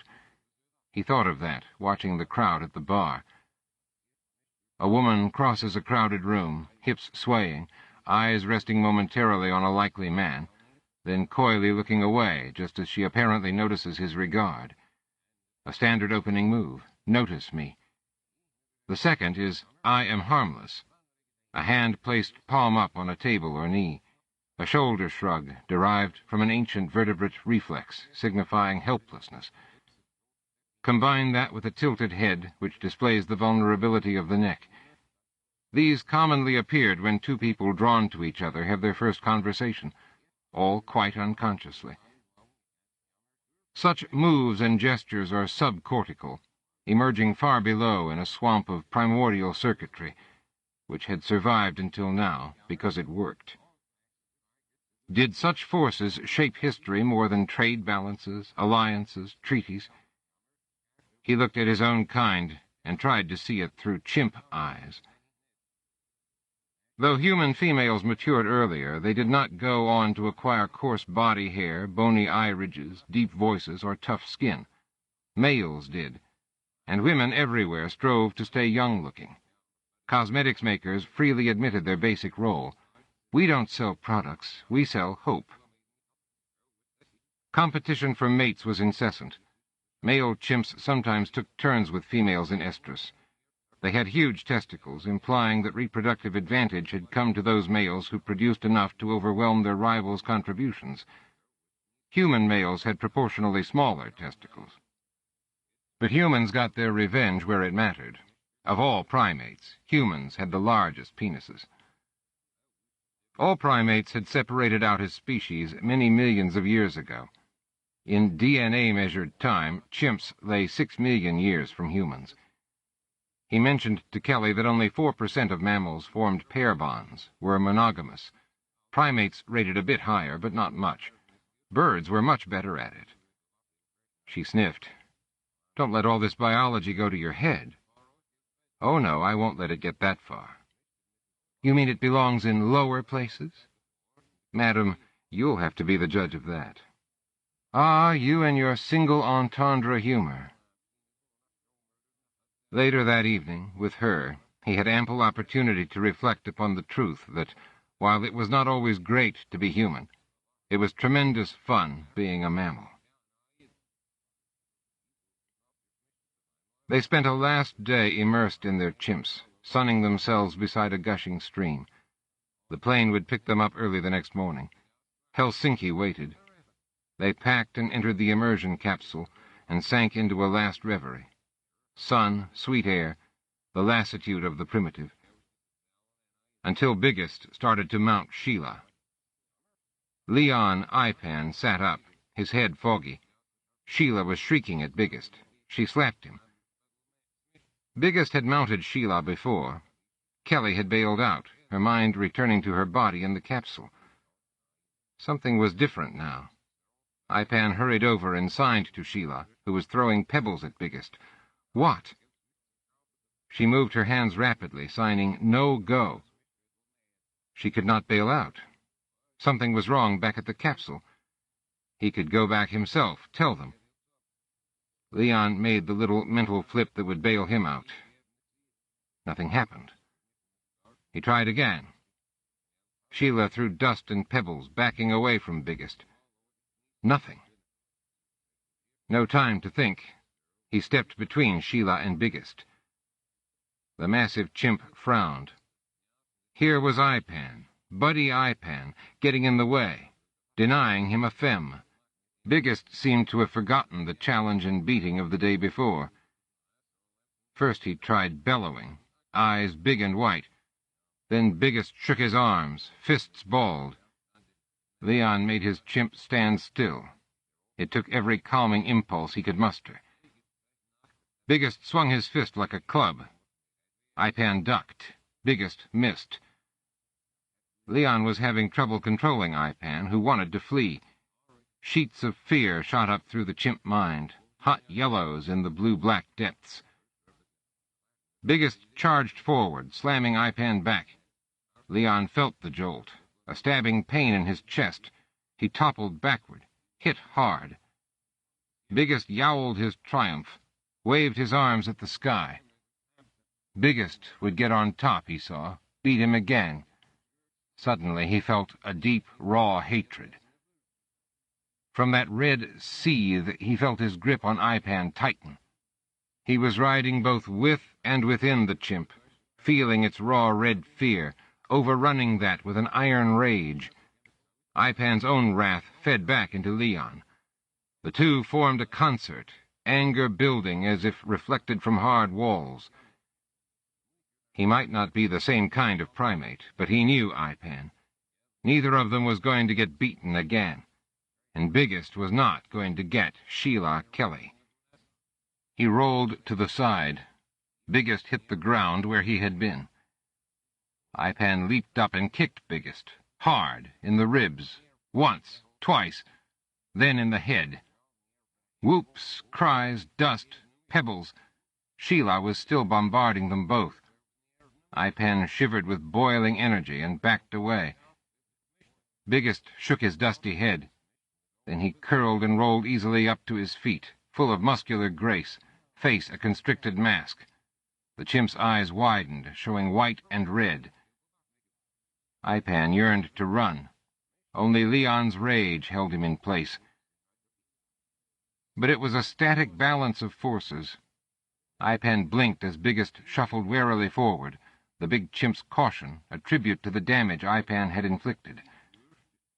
I need some advantage, Leon thought, looking around. He could call for allies. Hunker paced nervously nearby. Something told Leon that would be a losing strategy. Hunker was still a lieutenant to Biggest. Sheila was too small to make a decisive difference. He looked at the other chimps, all chattering anxiously, and decided. He picked up a rock. Biggest grunted in surprise. Chimps didn't use rocks against each other. Rocks were only for repelling invaders. He was violating a social code. Biggest yelled, waved to the others, pounded the ground, huffed angrily. Then he charged. Leon threw the rock hard. It hit Biggest in the chest, knocked him down. Biggest came up fast, madder than before. Ipan scurried back, wanting desperately to run. Leon felt control slipping from him, and saw another rock. Suitable size, 2 paces back. He let Ipan turn to flee, then stopped and looked at the stone. Ipan didn't want to hold it. Panic ran through him. Leon poured his rage into the chimp, forced the long arms down. Hands grabbed at the stone, fumbled, got it. Sheer anger made Ipan turn to face Biggest, who was thundering after him. To Leon, Ipan's arm came up in achingly slow motion. He leaned heavily into the pitch. The rock smacked Biggest in the face. Biggest staggered. Blood ran into his eyes. Ipan caught the iron scent of it, riding on a prickly stench of outrage. Leon made his trembling Ipan stoop down. There were some shaped stones nearby, made by the femmes to trim leaves from branches. He picked up one with a chipped edge. Biggest waved his head, dizzy. Ipan glanced at the sober, still faces of his troop. No one had used a rock against a troop member, much less Biggest. Rocks were for strangers. A long, shocked silence stretched. The chimps stood rooted. Biggest grunted and peered in disbelief at the blood that spattered into his upturned hand. Ipan stepped forward and raised the jagged stone, edge held outward. Crude, but a cutting edge. Biggest flared his nostrils and came at Ipan. Ipan swept the rock through the air, barely missing Biggest's jaw. Biggest's eyes widened. He huffed and puffed, threw dust, howled. Ipan simply stood with the rock and held his ground. Biggest kept up his anger display for a long while, but he did not attack. The troop watched with intense interest. Sheila came and stood beside Ipan. It would have been against protocols for a female to take part in male dominance rituals. Her movement signaled that the confrontation was over, but Hunker was having none of that. He abruptly howled, pounded the ground, and scooted over to Ipan's side. Leon was surprised. With Hunker, maybe he could hold the line against Biggest. He was not fool enough to think that this one standoff would put Biggest to rest. There would be other challenges, and he would have to fight them. Hunker would be a useful ally. He realized that he was thinking in the slow, muted logic of Ipan himself. He assumed that the pursuit of chimp status markers was a given, the great goal of his life. This revelation startled him. He had known that he was diffusing into Ipan's mind, taking control of some functions from the bottom up, seeping through the deeply buried walnut-sized gyrus. It had not occurred to him that the chimp would diffuse into him. Were they now married to each other in an interlocked web that dispersed mind and self? Hunker stood beside him, eyes glaring at the other chimps, chest heaving. Ipan felt the same way, madly pinned to the moment. Leon realized that he would have to do something, break this cycle of dominance and submission which ruled Ipan at the deep neurological level. He turned to Sheila. "Get out," he signed. "No, no." Her chimp face wrinkled with anxiety. "Leave." He waved toward the trees, pointed to her, then him. She spread her hands in a gesture of helplessness. It was infuriating. He had so much to say to her, and he had to funnel it through a few hundred signs. He chippered in a high-pitched voice, trying vainly to force the chimp lips and palate to do the work of shaping words. It was no use. He had tried before, idly, but now he wanted to badly, and none of the equipment worked. It couldn't. Evolution had shaped brain and vocal cords in parallel. Chimps groomed. People talked. He turned back and realized that he had forgotten entirely about the status setting. Biggest was glowering at him. Hunker stood guard, confused at his new leader's sudden loss of interest in the confrontation, and to gesture at a mere femme, too. Leon reared up as tall as he could and waved the stone. This produced the desired effect.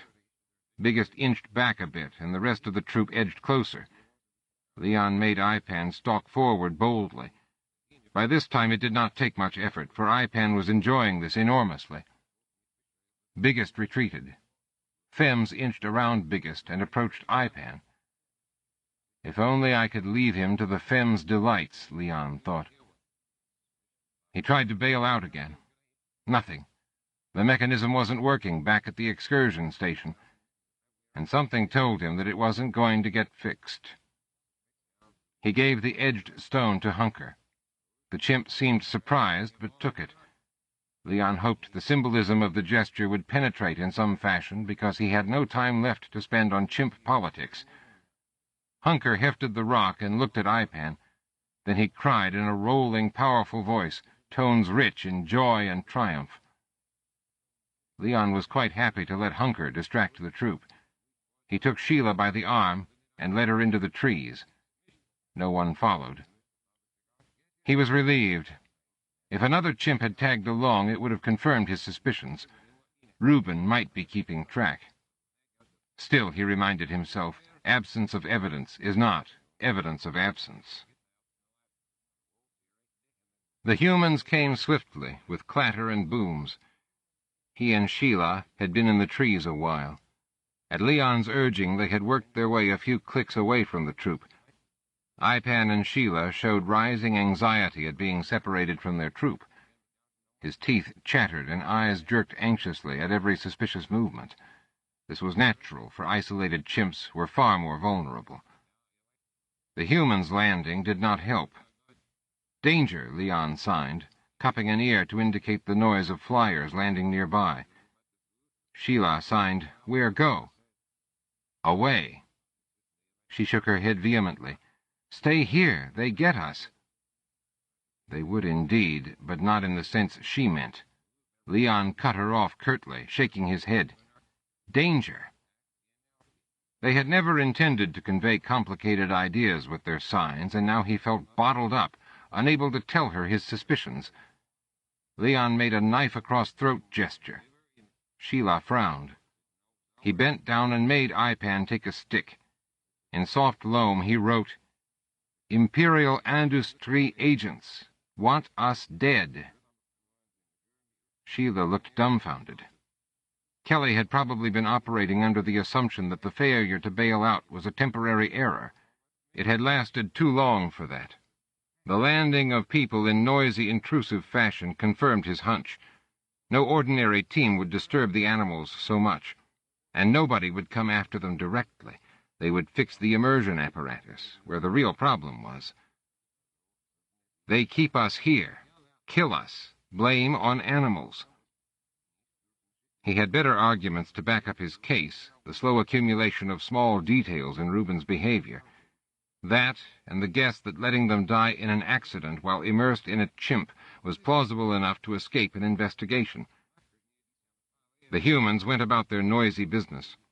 They were enough, though, to make his case. Sheila's eyes narrowed, the big brow scowled. "Where?" she signed. He had no sign for so abstract an idea, so he scribbled with the stick. Away. Indeed, he had no plan. "I'll check," she wrote in the dirt. She set off toward the noise of humans deploying on the valley floor below. To a chimp, the din was a dreadful clanking irritation. Leon was not going to let her out of his sight. He followed her. She waved him back, but he shook his head and stuck behind her. She gave up and let him follow. They stayed in bushes until they could get a view of the landing party below. A skirmish line was forming up a few hundred meters away. They were encircling the area where the troop had been. Leon squinted. Chimp eyesight was not good for distance. Humans had been hunters once, and one could tell by the eyes alone. He thought abstractly about the fact that nearly everybody needed eye aids by the age of 40. Either civilization was hard on eyes, or maybe humans in prehistory had not lived long enough for eye trouble to rob them of game. Either conclusion was sobering. The two chimps watched the humans calling to one another, and in the middle of them Leon saw Reuben. That confirmed it. That, and that each man and woman carried a weapon. Beneath his fear, he felt something strong, dark. Ipan trembled, watching humans, a strange awe swelling in his mind. Humans seemed impossibly tall in the shimmering distance, moving with stately, swaying elegance. Leon floated above the surge of emotion, fending off its powerful effects. The reverence for those distant, tall figures came out of the chimp's dim past. That surprised him until he thought it over. After all, animals were reared and taught by adults much smarter and stronger. Most species were like chimps, spring-loaded by evolution to work in a dominance hierarchy. Awe was adaptive. When they met lofty humans with overwhelming power, able to mete out punishment and rewards, literally life and death, something like religious fervor arose in them, dim, fuzzy, but strong. Atop that warm, tropical emotion floated a sense of satisfaction at simply being. His chimp was happy to be a chimp, even when seeing a being of clearly superior power and thought. Ironic, Leon thought. His chimp had just disproved another supposedly human earmark, their self-congratulatory distinction of being the only animal that congratulated itself. He jerked himself out of his abstractions. How human, to ruminate, even when in mortal danger. "Can't find us electronically," he scratched in the sand. "Maybe range is short," she wrote. "Reuben sabotaged link," he printed. She bit her lip, nodded. "Go. We go," he signed. Sheila nodded, and they crept quickly away. Ipan was reluctant to leave the presence of the revered humans, his steps dragging. They used chimp modes of patrolling. He and Kelly let their chimps take over, experts at silent movement, careful of every twig. Once they had left the humans behind, the chimps grew even more cautious. Chimps had few enemies, but the faint scent of a single predator could change the feel of every moment in the wild. Ipan climbed tall trees and sat for hours surveying open land ahead before venturing forth. He weighed the evidence of pungent droppings, faint prints, bent branches. They angled down the long slope of the valley and kept in the forest. Leon had only glanced at the big color-coded map of the area all guests received, and had trouble recalling much of it. Once he recognized one of the distant beak-shaped peaks, he got his bearings. Kelly spotted a stream snaking down into the main river, and that gave them further help, but still they did not know which way lay the excursion station, or how far. "That way?" Leon signed, pointing over the distant ridge. "No, that," Kelly insisted. "Far not." "Why?" The worst part of it all was that they could not talk. He could not say clearly that the technology of immersion worked best at reasonably short range, less than 100 clicks, say, and it made sense to keep the subject chimps within easy flyer distance. Certainly Reuben and the others had gotten to the troop quickly. He persisted. Not. She pointed down the valley. Maybe there. He could only hope Kelly got the general idea. Their signs were scanty, and he began to feel a broad rising irritation. Chimps felt and sensed strongly, but they were so limited. Ipan expressed this by tossing limbs and stones, banging on tree trunks. It didn't help much. The need to speak was like a pressure he could not relieve, and Kelly felt it too. Sheila chippered and grunted in frustration. Beneath his mind he felt the smoldering presence of Ipan. They had never been together this long before, and urgency welled up between the two canted systems of mind. Their uneasy marriage was showing greater strains. Sit. Quiet. She did. He cupped a hand to his ear. Bad come? No. Listen. In frustration, Leon pointed to Sheila herself. Blank incomprehension in the chimp's face. He scribbled in the dust, "Learn from chimps." Sheila's mouth opened, and she nodded. They squatted in the shelter of prickly bushes and listened to the sounds of the forest. Scurryings and murmurs came through strongly as Leon relaxed his grip on the chimp. Dust hung in slanted cathedral light, pouring down from the forest canopy in rich yellow shafts. Scents purled up from the forest floor, chemical messengers telling Ipan of potential foods, soft loam for resting, bark to be chewed. Leon gently lifted Ipan's head to gaze across the valley at the peaks, musing, and felt a faint tremor of resonance. To Ipan the valley came weighted with significance beyond words. His troop had imbued it with blunt emotions, attached to clefts where a friend fell and died, where the troop found a hoard of fruits, where they met and fought two big cats. It was an intricate landscape suffused with feeling, the chimp mechanism of memory.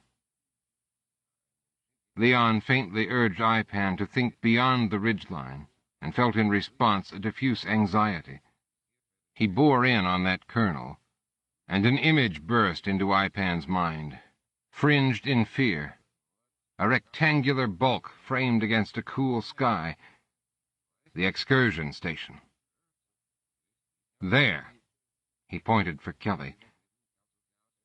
Ipan had simple, strong, apprehensive memories of the place. His troop had been taken there, outfitted with the implants which allowed them to be ridden, then deposited back in their territory. Far, Kelly signed. We go? Hard, slow. No stay here. They catch. Kelly looked as skeptical as a chimp could look. Fight? Did she mean fight Reuben here, or fight once they reached the excursion station? No here. There. Kelly frowned, but accepted this. He had no real plan, only the idea that Reuben was ready for chimps out here and might not be so prepared for them at the station. There, he and Kelly might gain the element of surprise. How, he had no idea. They studied each other, each trying to catch a glimmer of the other in an alien face. She stroked his earlobe, Kelly's fond, calming gesture. Sure enough, it made him tingle. But he could say so little. The moment crystallized for him the hopelessness of their situation. Reuben plainly was trying to kill Leon and Kelly through Ipan and Sheila. What would become of their own bodies? The shock of experiencing death through immersion was known to prove fatal. Their bodies would fail from neurological shock without ever regaining consciousness. He saw a tear run down Sheila's cheek. She knew how hopeless matters were, too. He swept her up in his arms, and looking at the distant mountains, was surprised to find tears in his own eyes as well. He had not counted on the river. Men, animals, these problems he had considered. They ventured down to the surging waters where the forest gave the nearest protection and the stream broadened, making the best place to ford. But the hearty river that chuckled and frothed down the valley was impossible to swim. Or rather, for Ipan to swim. Leon had been coaxing his chimp onward, carefully pausing when his muscles shook or when he wet himself from anxiety. Kelly was having similar trouble, and it slowed them. A night spent up in high branches soothed both chimps, but now, at mid-morning, all the stressful symptoms returned as Ipan put one foot into the river. Cool, swift currents. Ipan danced back onto the narrow beach, yelping in dread. "Go?" Kelly Sheila signed. Leon calmed his chimp, and they tried to get it to attempt swimming. Sheila displayed only minor anxiety. Leon plumbed the swampy depths of Ipan's memory and found a cluster of distress centered around a dim remembrance of nearly drowning when a child. When Sheila helped him, he fidgeted, then bolted from the water again. "Go!" Sheila waved long arms upstream and downstream and shook her head angrily. Leon guessed that she had reasonably clear chimp memories of the river, which had no easier crossings than this. He shrugged, lifted his hands palm up. A big herd of gigantelope grazed nearby, and some were crossing the river for better grass beyond. They tossed their great heads, as if mocking the chimps. The river was not deep, but to Ipan it was a wall. Leon, trapped by Ipan's solid fear, seethed and could do nothing. Sheila paced the shore. She huffed in frustration and looked at the sky, squinting. Her head snapped around in surprise. Leon followed her gaze. A flyer was swooping down the valley, coming this way. Ipan beat Sheila to the shelter of trees, but not by much. Luckily, the gigantelope herd provided a distraction for the flyer. They cowered in bushes as the machine hummed overhead in a circular search pattern.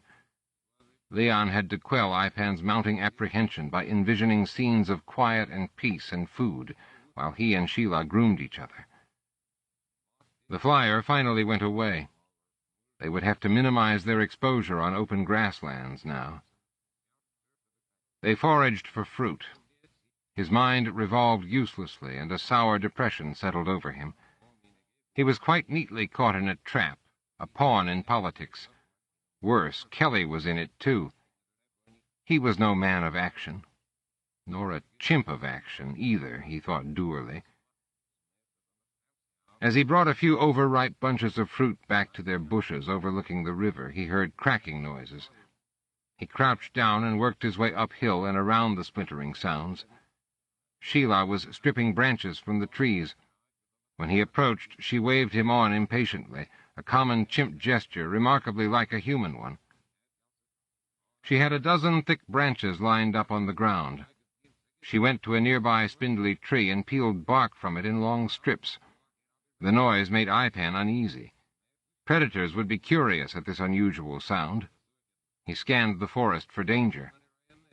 Sheila came over to him, slapped him in the face. She wrote with a stick on the ground, "Raft." Leon felt particularly stupid as he pitched in. Of course. Had his chimp immersion made him more stupid? Did the effect worsen with time? Even if he got out of this, would he be the same? Many questions, no answers. He forgot about them and worked. They lashed branches together with bark, crude but serviceable. They found 2 small fallen trees and used them to anchor the edge of the raft. Sheila pointed, and demonstrated pulling the raft. First, a warm-up. Ipan liked sitting on the raft in the bushes. Apparently the chimp could not see the purpose of the raft yet. Ipan stretched out on the deck of saplings and gazed up into the trees as they swished in the warm winds. They carried the awkward plane of branches down to the river after another mutual grooming session.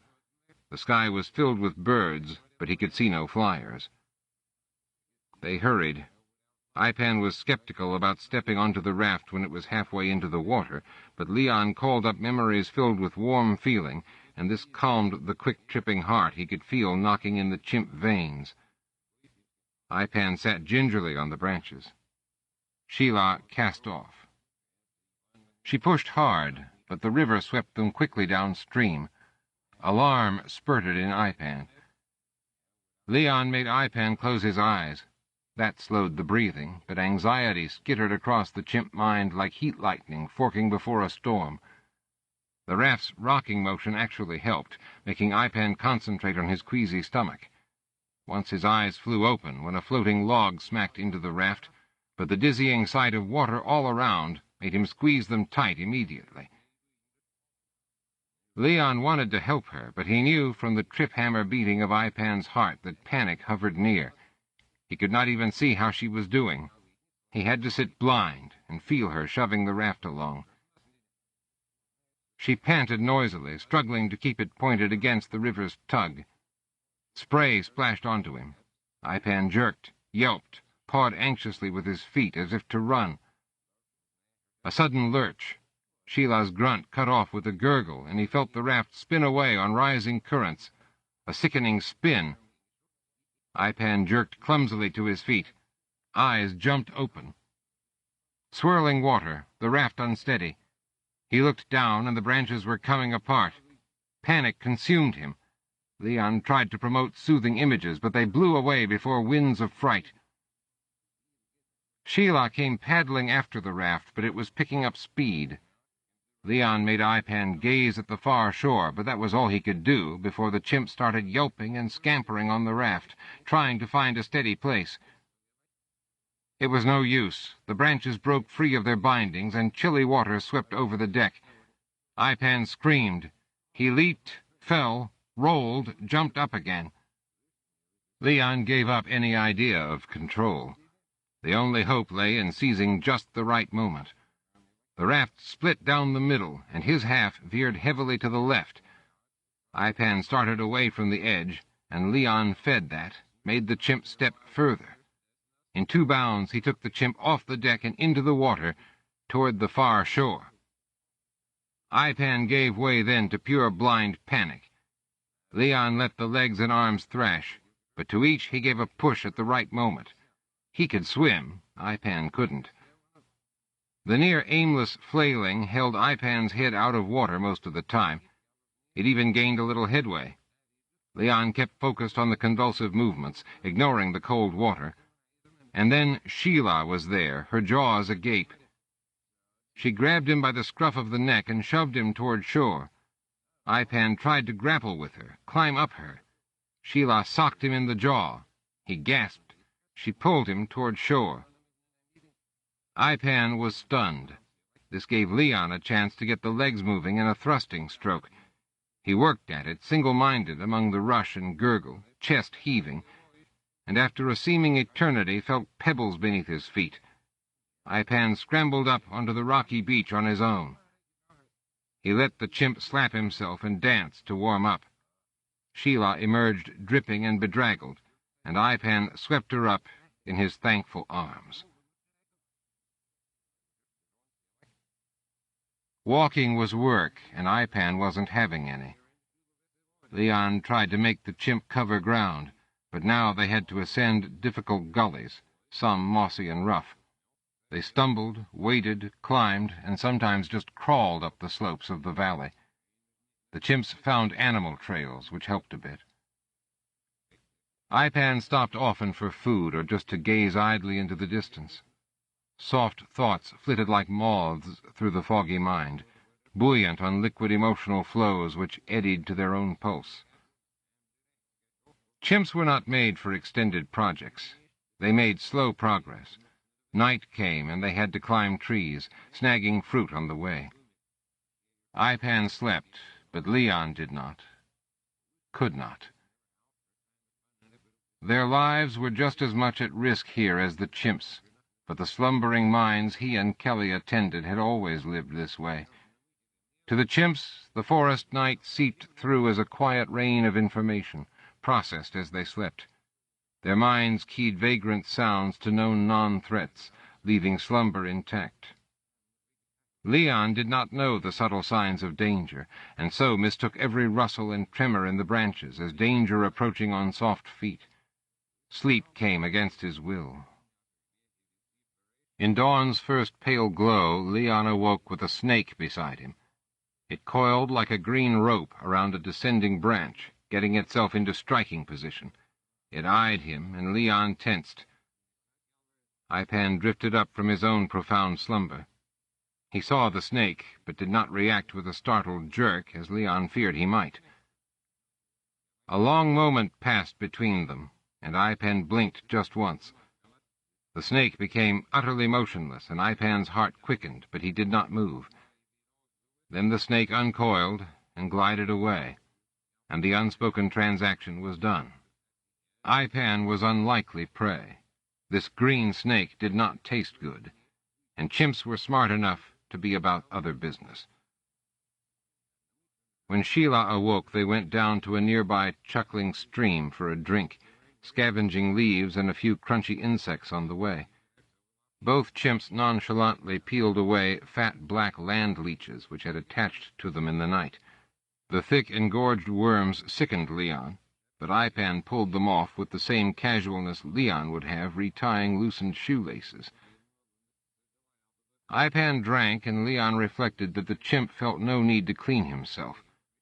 Normally, Leon showered twice a day, before breakfast and before dinner, and felt ill at ease if he sweated, but here he wore the shaggy body comfortably. Had his frequent cleansings been a health measure, like the chimp's grooming, or a rarefied, civilized habit? He dimly remembered that as a boy he had gone for days in happy, sweaty pleasure, and had disliked baths and showers. Somehow Ipan returned him to a simpler sense of self, at ease in the grubby world. His comfort did not last long. They sighted raboons uphill. Ipan had picked up the scent, but Leon did not have access to the part of the chimp brain that made scent-picture associations.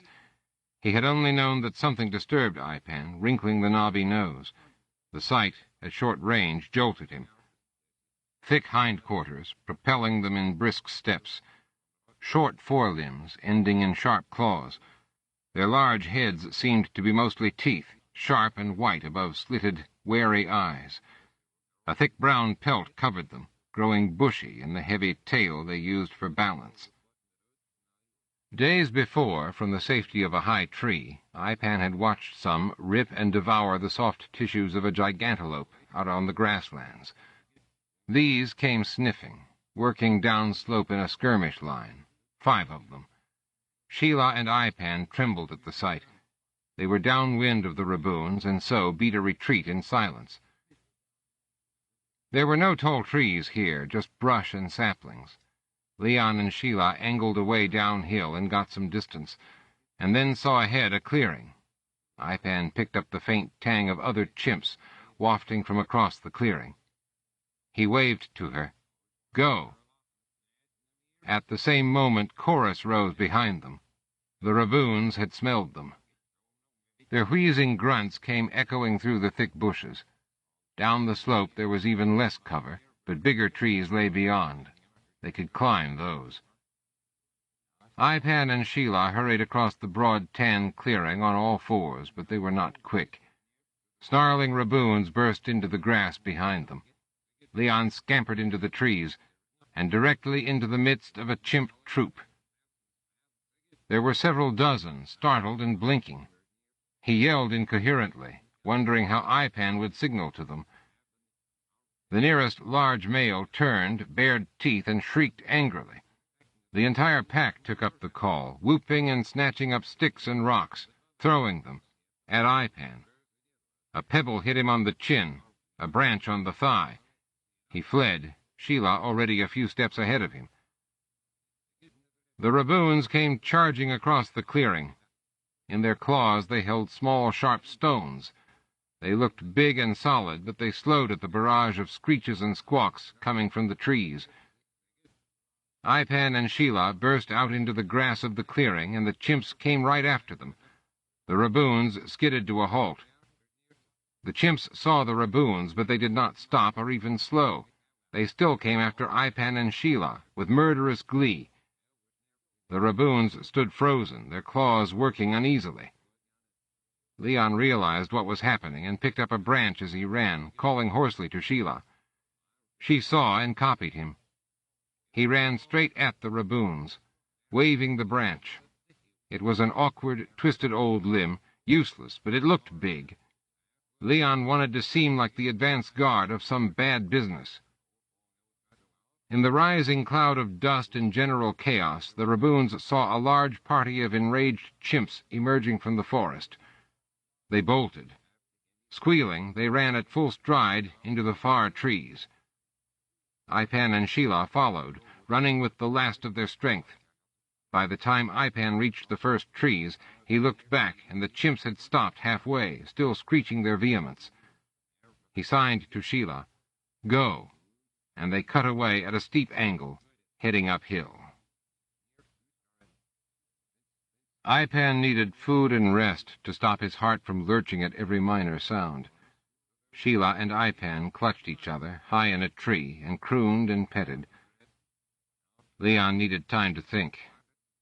Who was keeping their bodies alive at the station? It would be smart to let them stay out here, in danger, saying to the rest of the staff that the two odd tourists wanted a really long immersion. His thinking triggered jitters in Ipan, so he dropped that mode. Better to think abstractly, and there was plenty out here that needed understanding.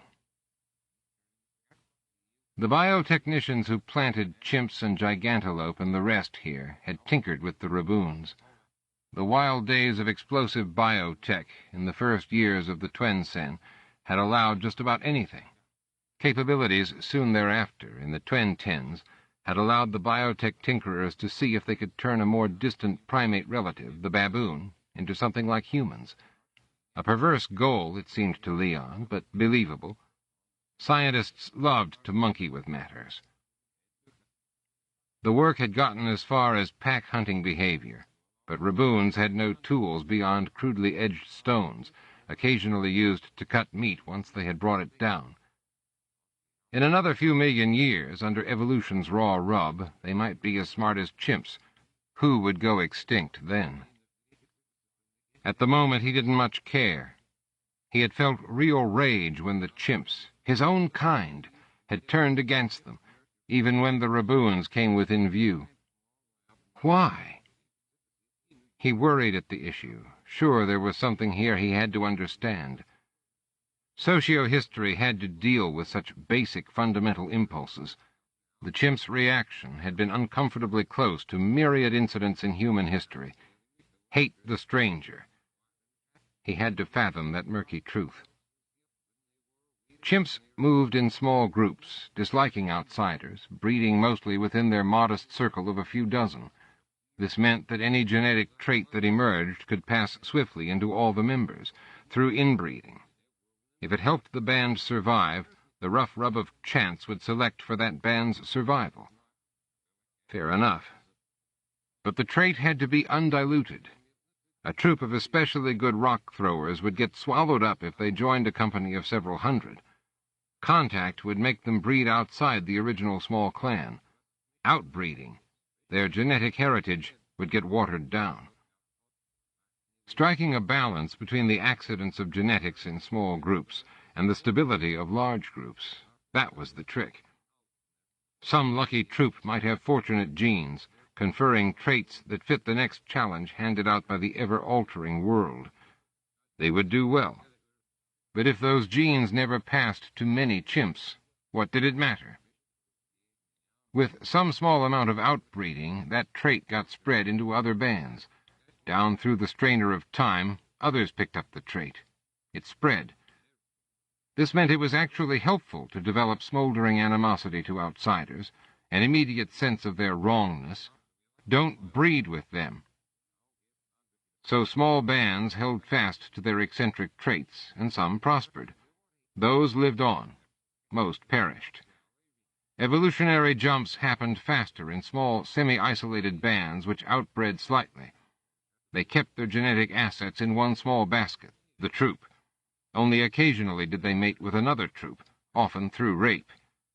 The price was steep, a strong preference for their own tiny lot. They hated crowds, strangers, noise. Bands of less than 10 were too vulnerable to disease or predators. A few losses, and the group failed. Too many, and they lost the concentration of close breeding. They were intensely loyal to their group, easily identifying each other in the dark by smell, even at great distances. Because they had many common genes, altruistic actions were common. They even honored heroism, for even if the hero died, his shared genes were passed on through his relatives. Even if strangers could pass the tests of difference in appearances, manner, smell, grooming, even then culture could amplify the effects. Newcomers with different language or habits and posture would seem repulsive. Anything that served to distinguish a band would help keep hatreds high. Each small genetic ensemble would then be driven by natural selection to stress the non-inherited differences, even arbitrary ones, dimly connected to survival fitness, and so they could evolve culture, as humans had. Diversity in their tribal intricacies avoided genetic watering down. They heeded the ancient call of aloof, wary tribalism. Leon Ipan shifted uneasily. Midway through his thinking, the word they had come into Leon's thinking to mean humans as well as chimps. The description fit both. That was the key. Humans fit into civilization despite their innate tribalism, their chimp-like heritage. It was a miracle. But even miracles called out for explanation. How could civilization possibly have kept itself stable, using such crude creatures as humans? Leon had never seen the issue before in such glaring and humbling light. And he had no answer. They moved on against the blunt, deep unease of their chimps. Ipan smelled something that sent his eyes darting left and right. With the full toolkit of soothing thoughts and the subtle tricks he had learned, Leon kept him going. Sheila was having more trouble. The female chimp did not like laboring up the long, steep gullies that approached the ridgeline. Gnarled bushes blocked their way, and it took time to work their way around. Fruit was harder to find at these altitudes. Ipan's shoulders and arms ached constantly. Chimps walked on all fours because their immensely strong arms carried a punishing weight penalty. To navigate both trees and ground meant you could optimize neither. Sheila and Ipan groaned and whined at the soreness that never left feet, legs, wrists, and arms. Chimps would never be far-ranging explorers. Together they let their chimps pause often to crumble leaves and soak up water from tree holes, a routine, simple tool use. They kept sniffing the air, apprehensive. The smell that disturbed both chimps got stronger, darker. Sheila went ahead and was the first over the ridgeline. Far below in the valley they could make out the rectangular rigidities of the excursion station. A flyer lifted from the roof and whispered away down the valley, no danger to them. He recalled a century ago sitting on the veranda there with drinks in hand, and Kelly saying, "If you stayed in Helsinki, you might be dead. Also, if you didn't stay in Helsinki." They started down the steep slope. Their chimp's eyes jerked at every unexpected movement. A chilly breeze stirred the few low bushes and twisted trees. Some had a feathered look, burnt and shattered by lightning. Air masses driven up from the valleys fought along here, the brute clash of pressures. This rocky ridge was far from the comfortable province of chimps. They hurried. Ahead, Sheila stopped. Without a sound, 5 raboons rose from concealment, forming a neat half-circle around them. Leon could not tell if it was the same pack as before. If so, they were quite considerable pack hunters, able to hold memory and purpose over time. They had waited ahead, where there were no trees to climb. The raboons were eerily quiet as they strode forward, their claws clicking softly. He called to Sheila and made some utterly fake, ferocious noises as he moved, arms high in the air, fists shaking, showing a big profile. He let Ipan take over while he thought. A Raboon band could certainly take 2 isolated chimps. To survive this, they had to surprise the Raboons, frighten them. He looked around. Throwing rocks wasn't going to do the trick here. With only a vague notion of what he was doing, he shuffled left toward a tree that had been splintered by lightning. Sheila saw his move and got there first, striding energetically. Ipan picked up 2 stones and flung them at the nearest Raboon. One caught him on the flank, but did no real harm. The Raboons began to trot, circling. They called to each other in wheezing grunts. Sheila leaped on a dried-out shard of the tree. It snapped. She snatched it up, and Leon saw her point. It was as tall as she was, and she cradled it.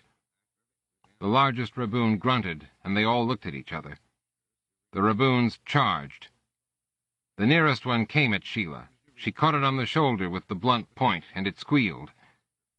Leon grabbed a stalk of the shattered tree trunk. He could not wrench it free. Another squeal from behind him, and Sheila was gibbering in a high, frightened voice. It was best to let the chimps release tension vocally, but he could feel the fear and desperation in the tones, and knew it came from Kelly, too. He carefully selected a smaller shard of the tree. With both hands he twisted it free, using his weight and big shoulder muscles, cracking it so that it came away with a point. Lances. That was the only way to stay away from the Raboon claws. Chimps never used such advanced weapons. Evolution hadn't gotten around to that lesson yet. The Raboons were all around them now. He and Sheila stood back to back. He barely got his feet placed when he had to take the rush of a big swarthy Raboon. They had not gotten the idea of the lance yet. It slammed into the point, jerked back, a fearsome bellow. Ipan wet himself with fear, but something in Leon kept him in control. The Raboon backed off, whimpering. It turned to run. In mid-stride it stopped. For a long, suspended moment the Raboon hesitated, then turned back toward Leon. It trotted forward with new confidence. The other Raboons watched. It went to the same tree Leon had used, and with a single heave broke off a long, slender spike of wood. Then it came toward Leon, stopped, and with one claw held the stick forward. With a toss of its big head it looked at him and half-turned, putting 1 foot forward. With a shock, Leon recognized the sword-play position. Reuben had used it. Reuben was riding this Raboon. It made perfect sense. This way the chimp's deaths would be quite natural. Reuben could say that he was developing Raboon riding as a new commercial application of the same hardware that worked for chimp riding.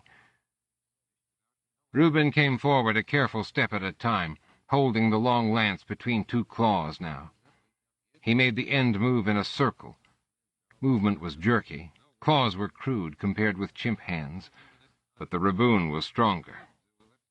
It came at him with a quick feint, then a thrust. Leon barely managed to dodge sideways while he brushed the lance aside with his stick. Reuben recovered quickly and came from Leon's left. Jab, feint, jab, feint. Leon caught each with a swoop of his stick. Their wooden swords smacked against each other, and Leon hoped his didn't snap. Reuben had good control of his Raboon. It did not try to flee as it had before. Leon was kept busy slapping aside Reuben's thrusts. He had to have some other advantage, or the superior strength of the Raboon would eventually tell. Leon circled, drawing Reuben away from Sheila. The other Raboons were keeping her trapped, but not attacking. All attention riveted on the 2 figures as they poked and parried. Leon drew Reuben toward an outcropping. The Raboon was having trouble holding its lance straight, and had to keep looking down at its claws to get them right. This meant it paid less attention to where its 2 hooves found their footing. Leon slapped and jabbed and kept moving, making the Raboon step sideways. It put a big hoof down among some angular stones, teetered, then recovered. Leon moved left. It stepped again, and its hoof turned and it stumbled. Leon was on it in an instant. He thrust forward as the raboon looked down, feet scrambling for purchase. Leon caught the raboon full with his point. He pushed hard. The other raboons let out a moaning. Snorting in rage, the raboon tried to get off the point. Leon made Ipan step forward and thrust the tip into the raboon. The thing wailed hoarsely. Ipan plunged again. Blood spurted from it, spattering the dust. Its knees buckled and it sprawled. Leon shot a glance over his shoulder. The others had surged into action.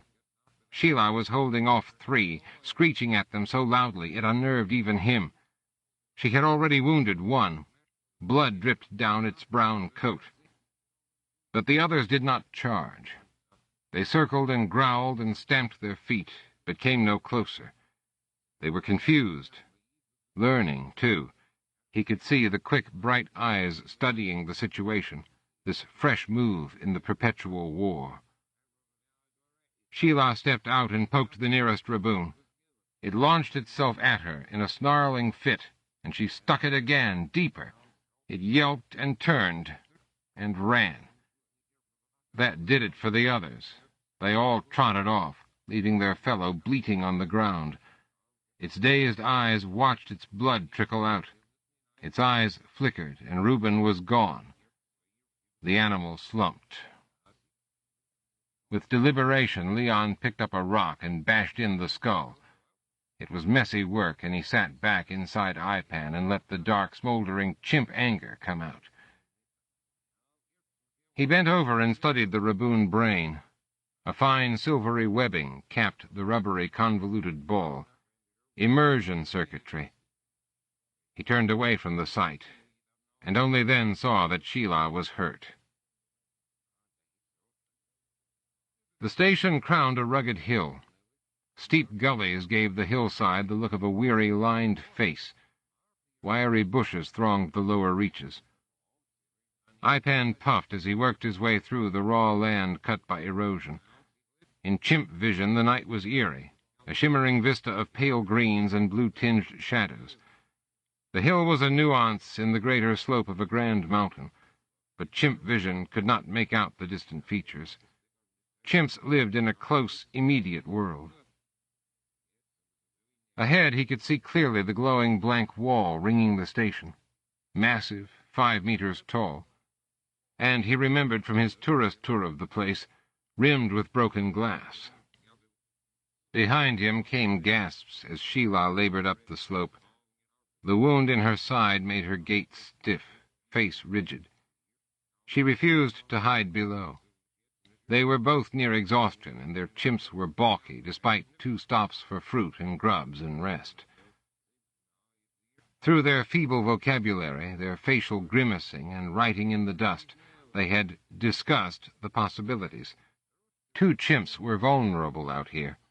They could not expect to be as lucky as with the raboons, not tired out and in strange territory. The best time to approach the station was at night, and whoever had engineered this would not wait forever.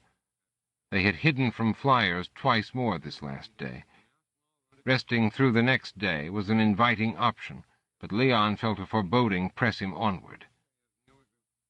He angled up the hillside, watching for electronic tripwires.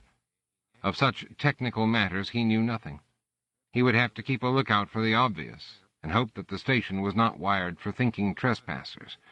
Chimp vision was sharp and clear in dim light for nearby objects, but he could find nothing. He chose a spot by the wall shadowed by trees. Sheila panted in shallow gasps as she approached. Looking up, the wall seemed immense, impossible. Slowly he surveyed the land around them. No sign of any movement. The place smelled peculiar to Ipan, somehow wrong. Maybe animals stayed away from the alien compound. Good.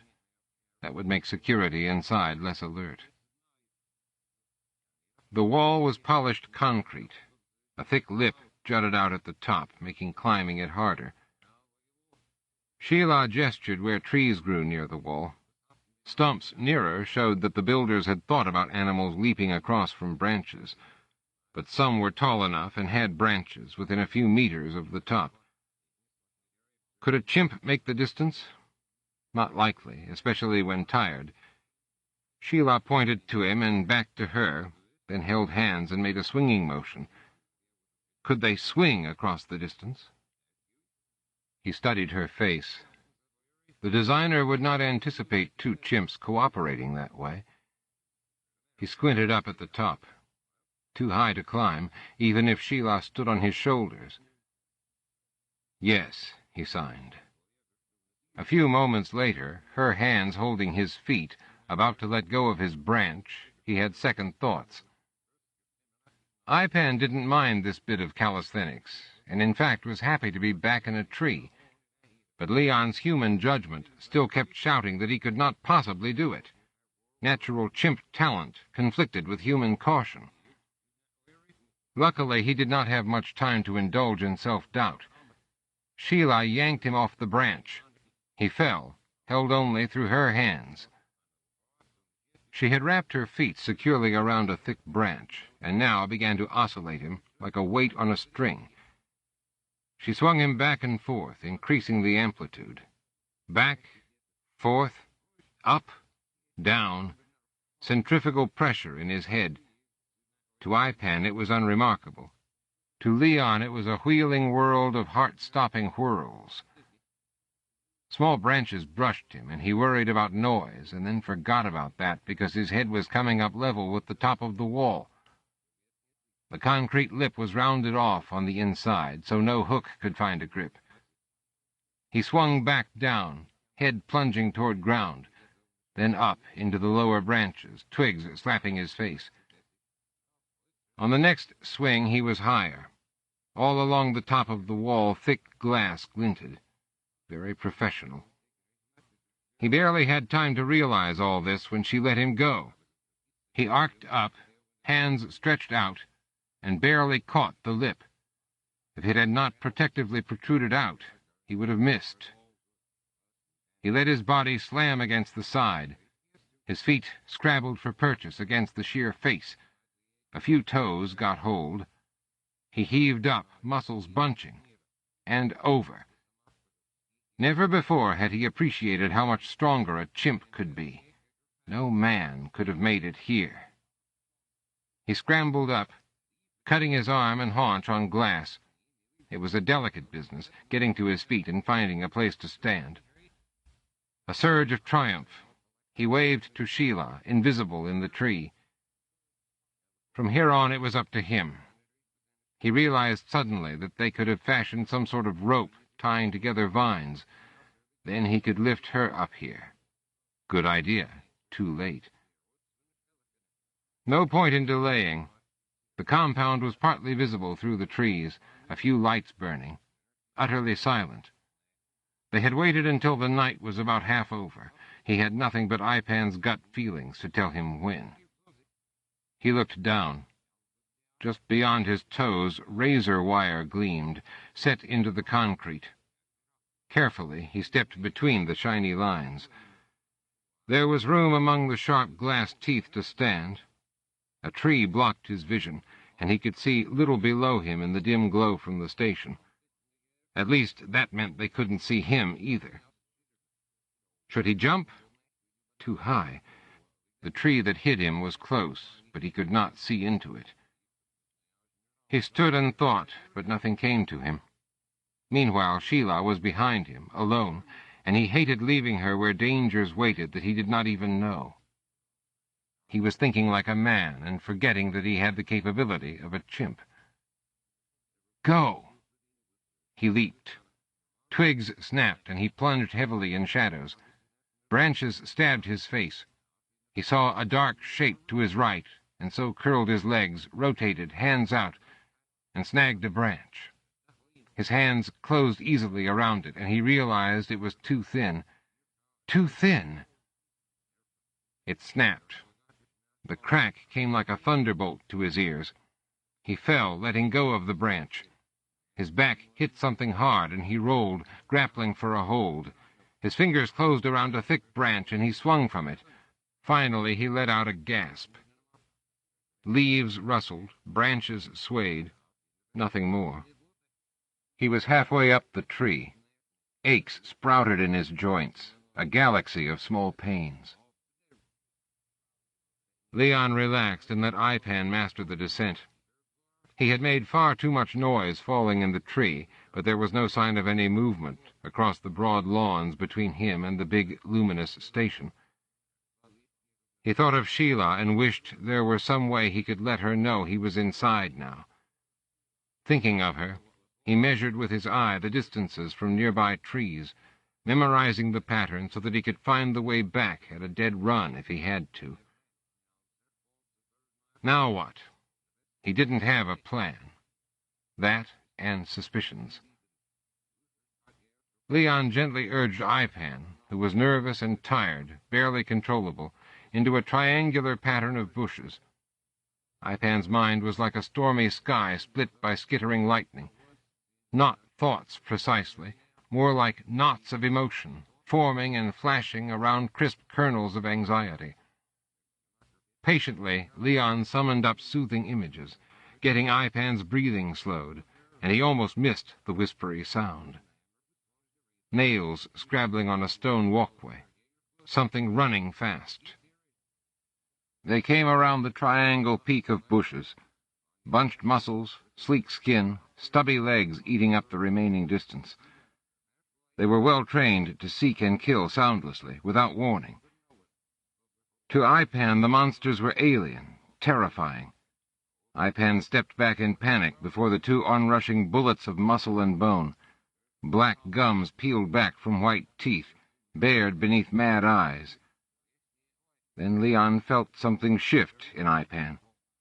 Primeval, instinctive responses stopped his retreat, tensed the body.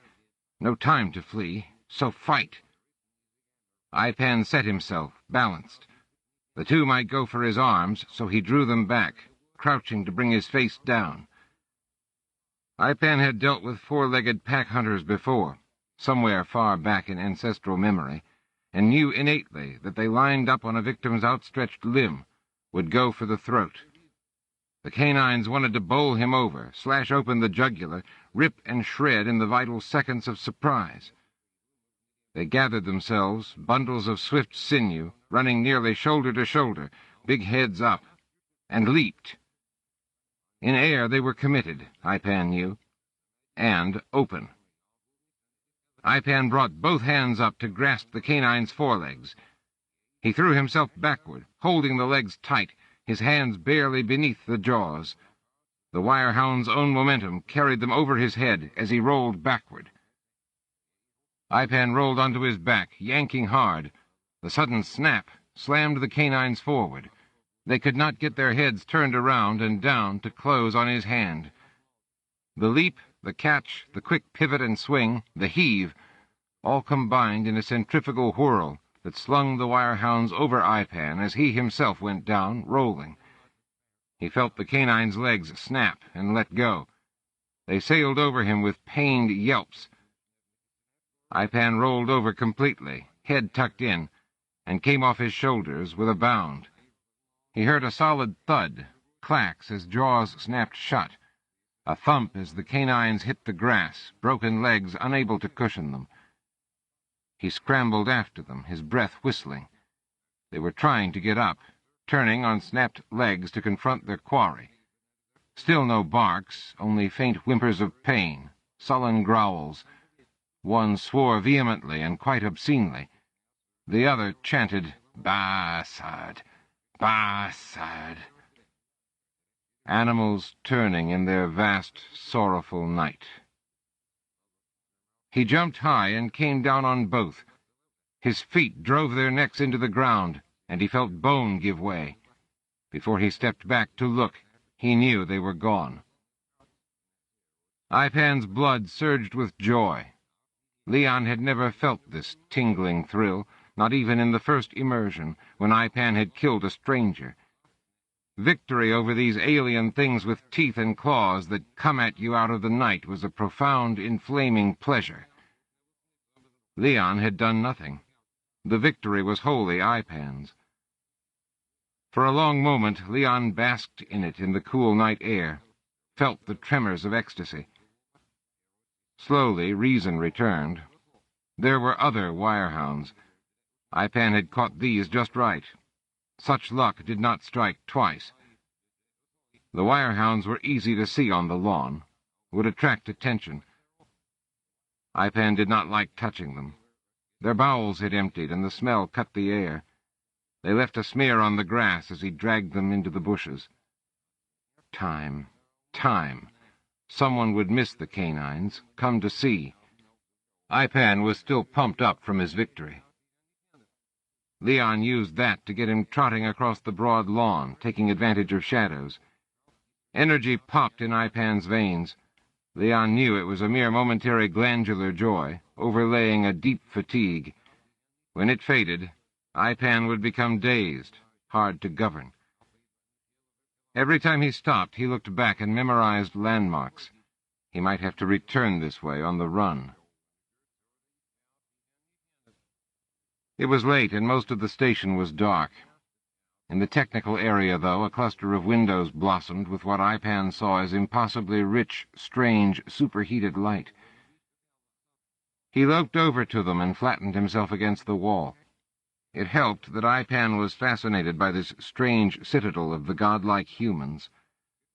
Out of his own curiosity, he peeked in a window. Under enamel light, a big assembly room sprawled, one that Leon recognized. There, centuries ago, he had formed up with the other brightly dressed tourists to go out on a trek. Leon let the chimp's curiosity propel him around to the side, where he knew a door led into a long corridor. The door opened freely, to Leon's surprise. Ipan strolled down the slick tiles of the hallway, quizzically studying the phosphor paint designs on the ceiling and walls, which emitted a soothing ivory glow. An office doorway was open. Leon made Ipan squat and bob his head around the edge. Nobody there.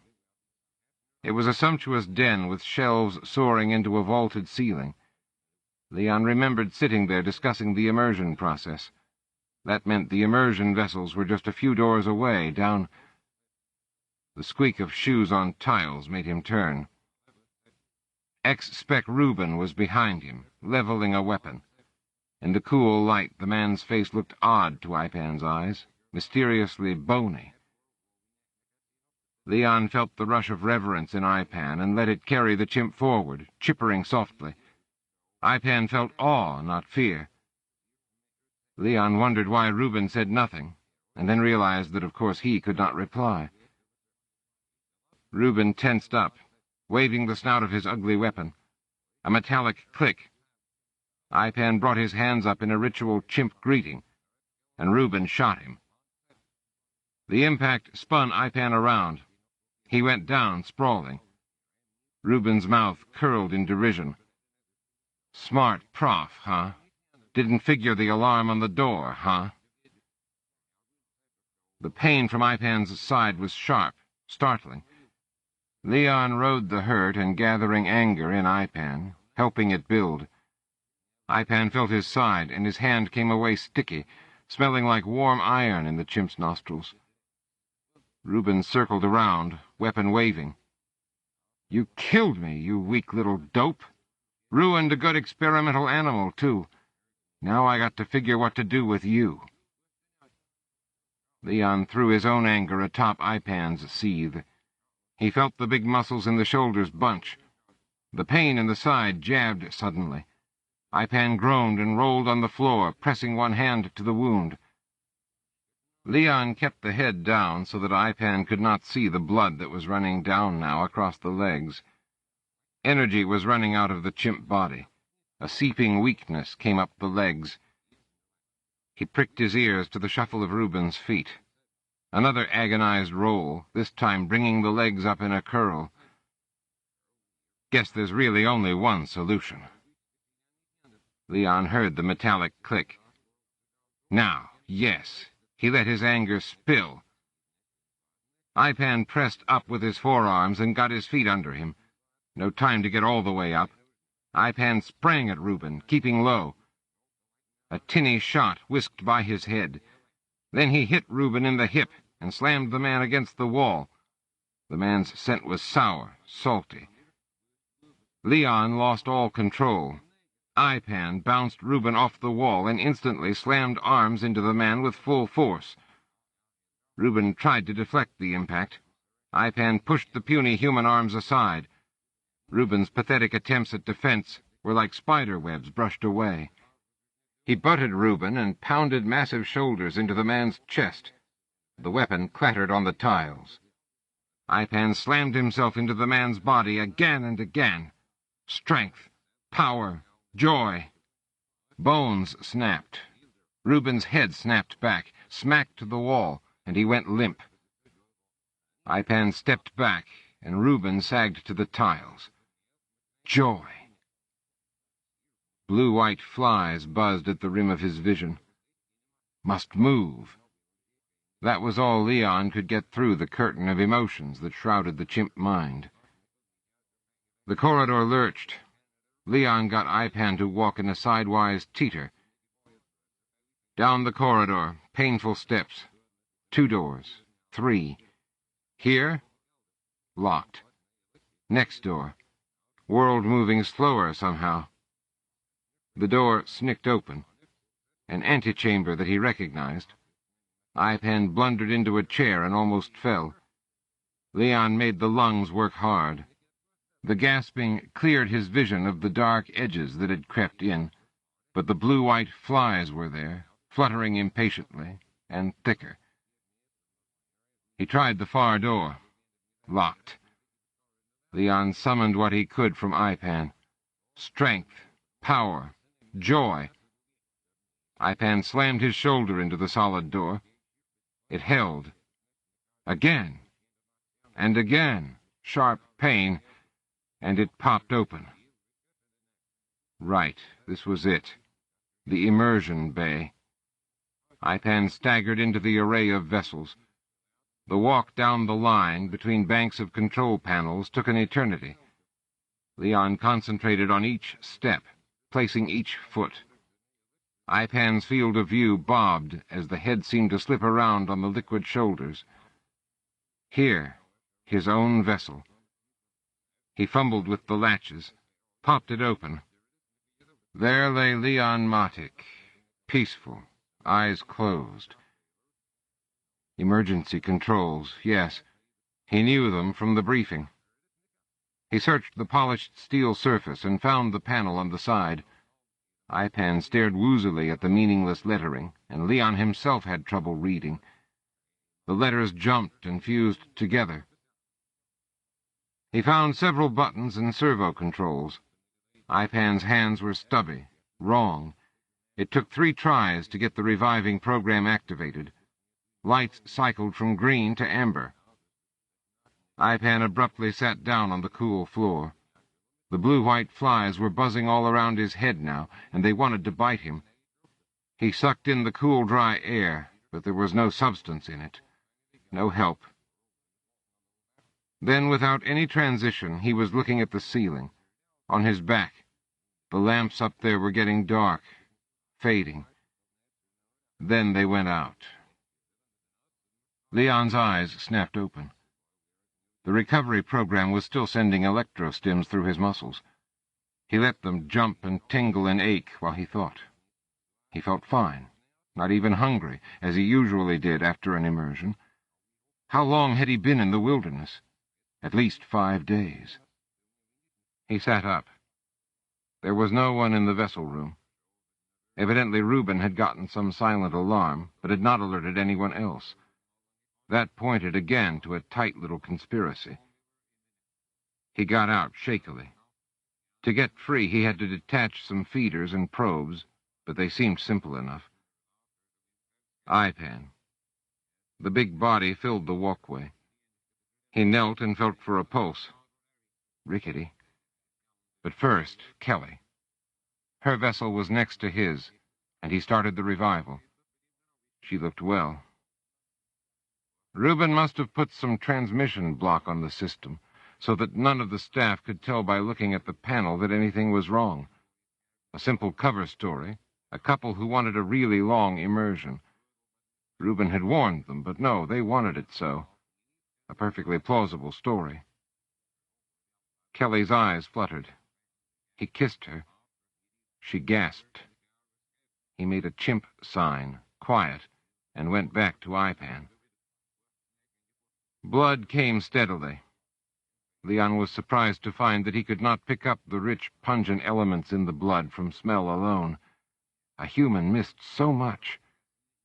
He took off his shirt and made a crude tourniquet.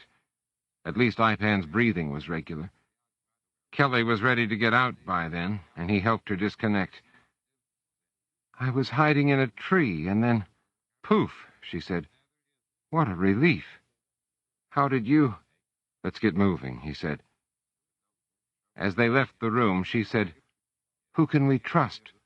Whoever did this—" She stopped when she saw Reuben. Oh. Somehow her expression made him laugh. She was very rarely surprised. "You did this?" IPAN. "I never would have believed a chimp could... I doubt anyone's been immersed this long. Not under such stress, anyway. It all just... well, it came out." He picked up Reuben's weapon and studied the mechanism. A standard pistol, silenced. Reuben had not wanted to awaken the rest of the station. That was promising. There should be people here who would spring to their aid. He started toward the building where the station personnel lived. "Wait, what about Reuben?" "I'm going to wake up a doctor." They did, but Leon took him into the vessel room first to work on IPAN. Some patchwork and injections, and the doctor said IPAN would be all right. Only then did he show the man Reuben's body. The doctor got angry about that, but Leon had a gun. All he had to do was point it. He didn't say anything, just gestured with the gun. He did not feel like talking, and wondered if he ever would again. When you couldn't talk, you concentrated more, entered into things, immersed. And in any case, Reuben had been dead for some time. IPAN had done a good job. The doctor shook his head at the severe damage. Kelly looked at him oddly throughout the whole time. He did not understand why until he realized that he had not even thought about helping Reuben first. IPAN was himself, in a sense he could not explain. But he understood immediately when Kelly wanted to go to the station wall and call to Sheila. They brought her, too, in from the wild darkness. A year later, when the industrial conspiracy had been uncovered and dozens brought to trial, they returned to the excursion station. Leon longed to lounge in the sun after a year of facing news cameras and attorneys. Kelly was equally exhausted with the rub of events. But they both immediately booked time in the immersion chambers and spent long hours there. IPAN and Sheila seemed to greet their return with something approximating joy. Each year they would return and live inside the mines. Each year they would come away calmer, somehow fuller. Leon's analysis of socio-history appeared in a groundbreaking series of papers modeling all of civilization as a complex adaptive system. Fundamental to the intricately structured equations were terms allowing for primordial motivations, for group behavior in tension with individual longings, for deep motivations kindled in the veldt over 1,000 millennia ago. This was exact, complex, and original. His papers resounded through the social sciences, which had finally been made quantitative.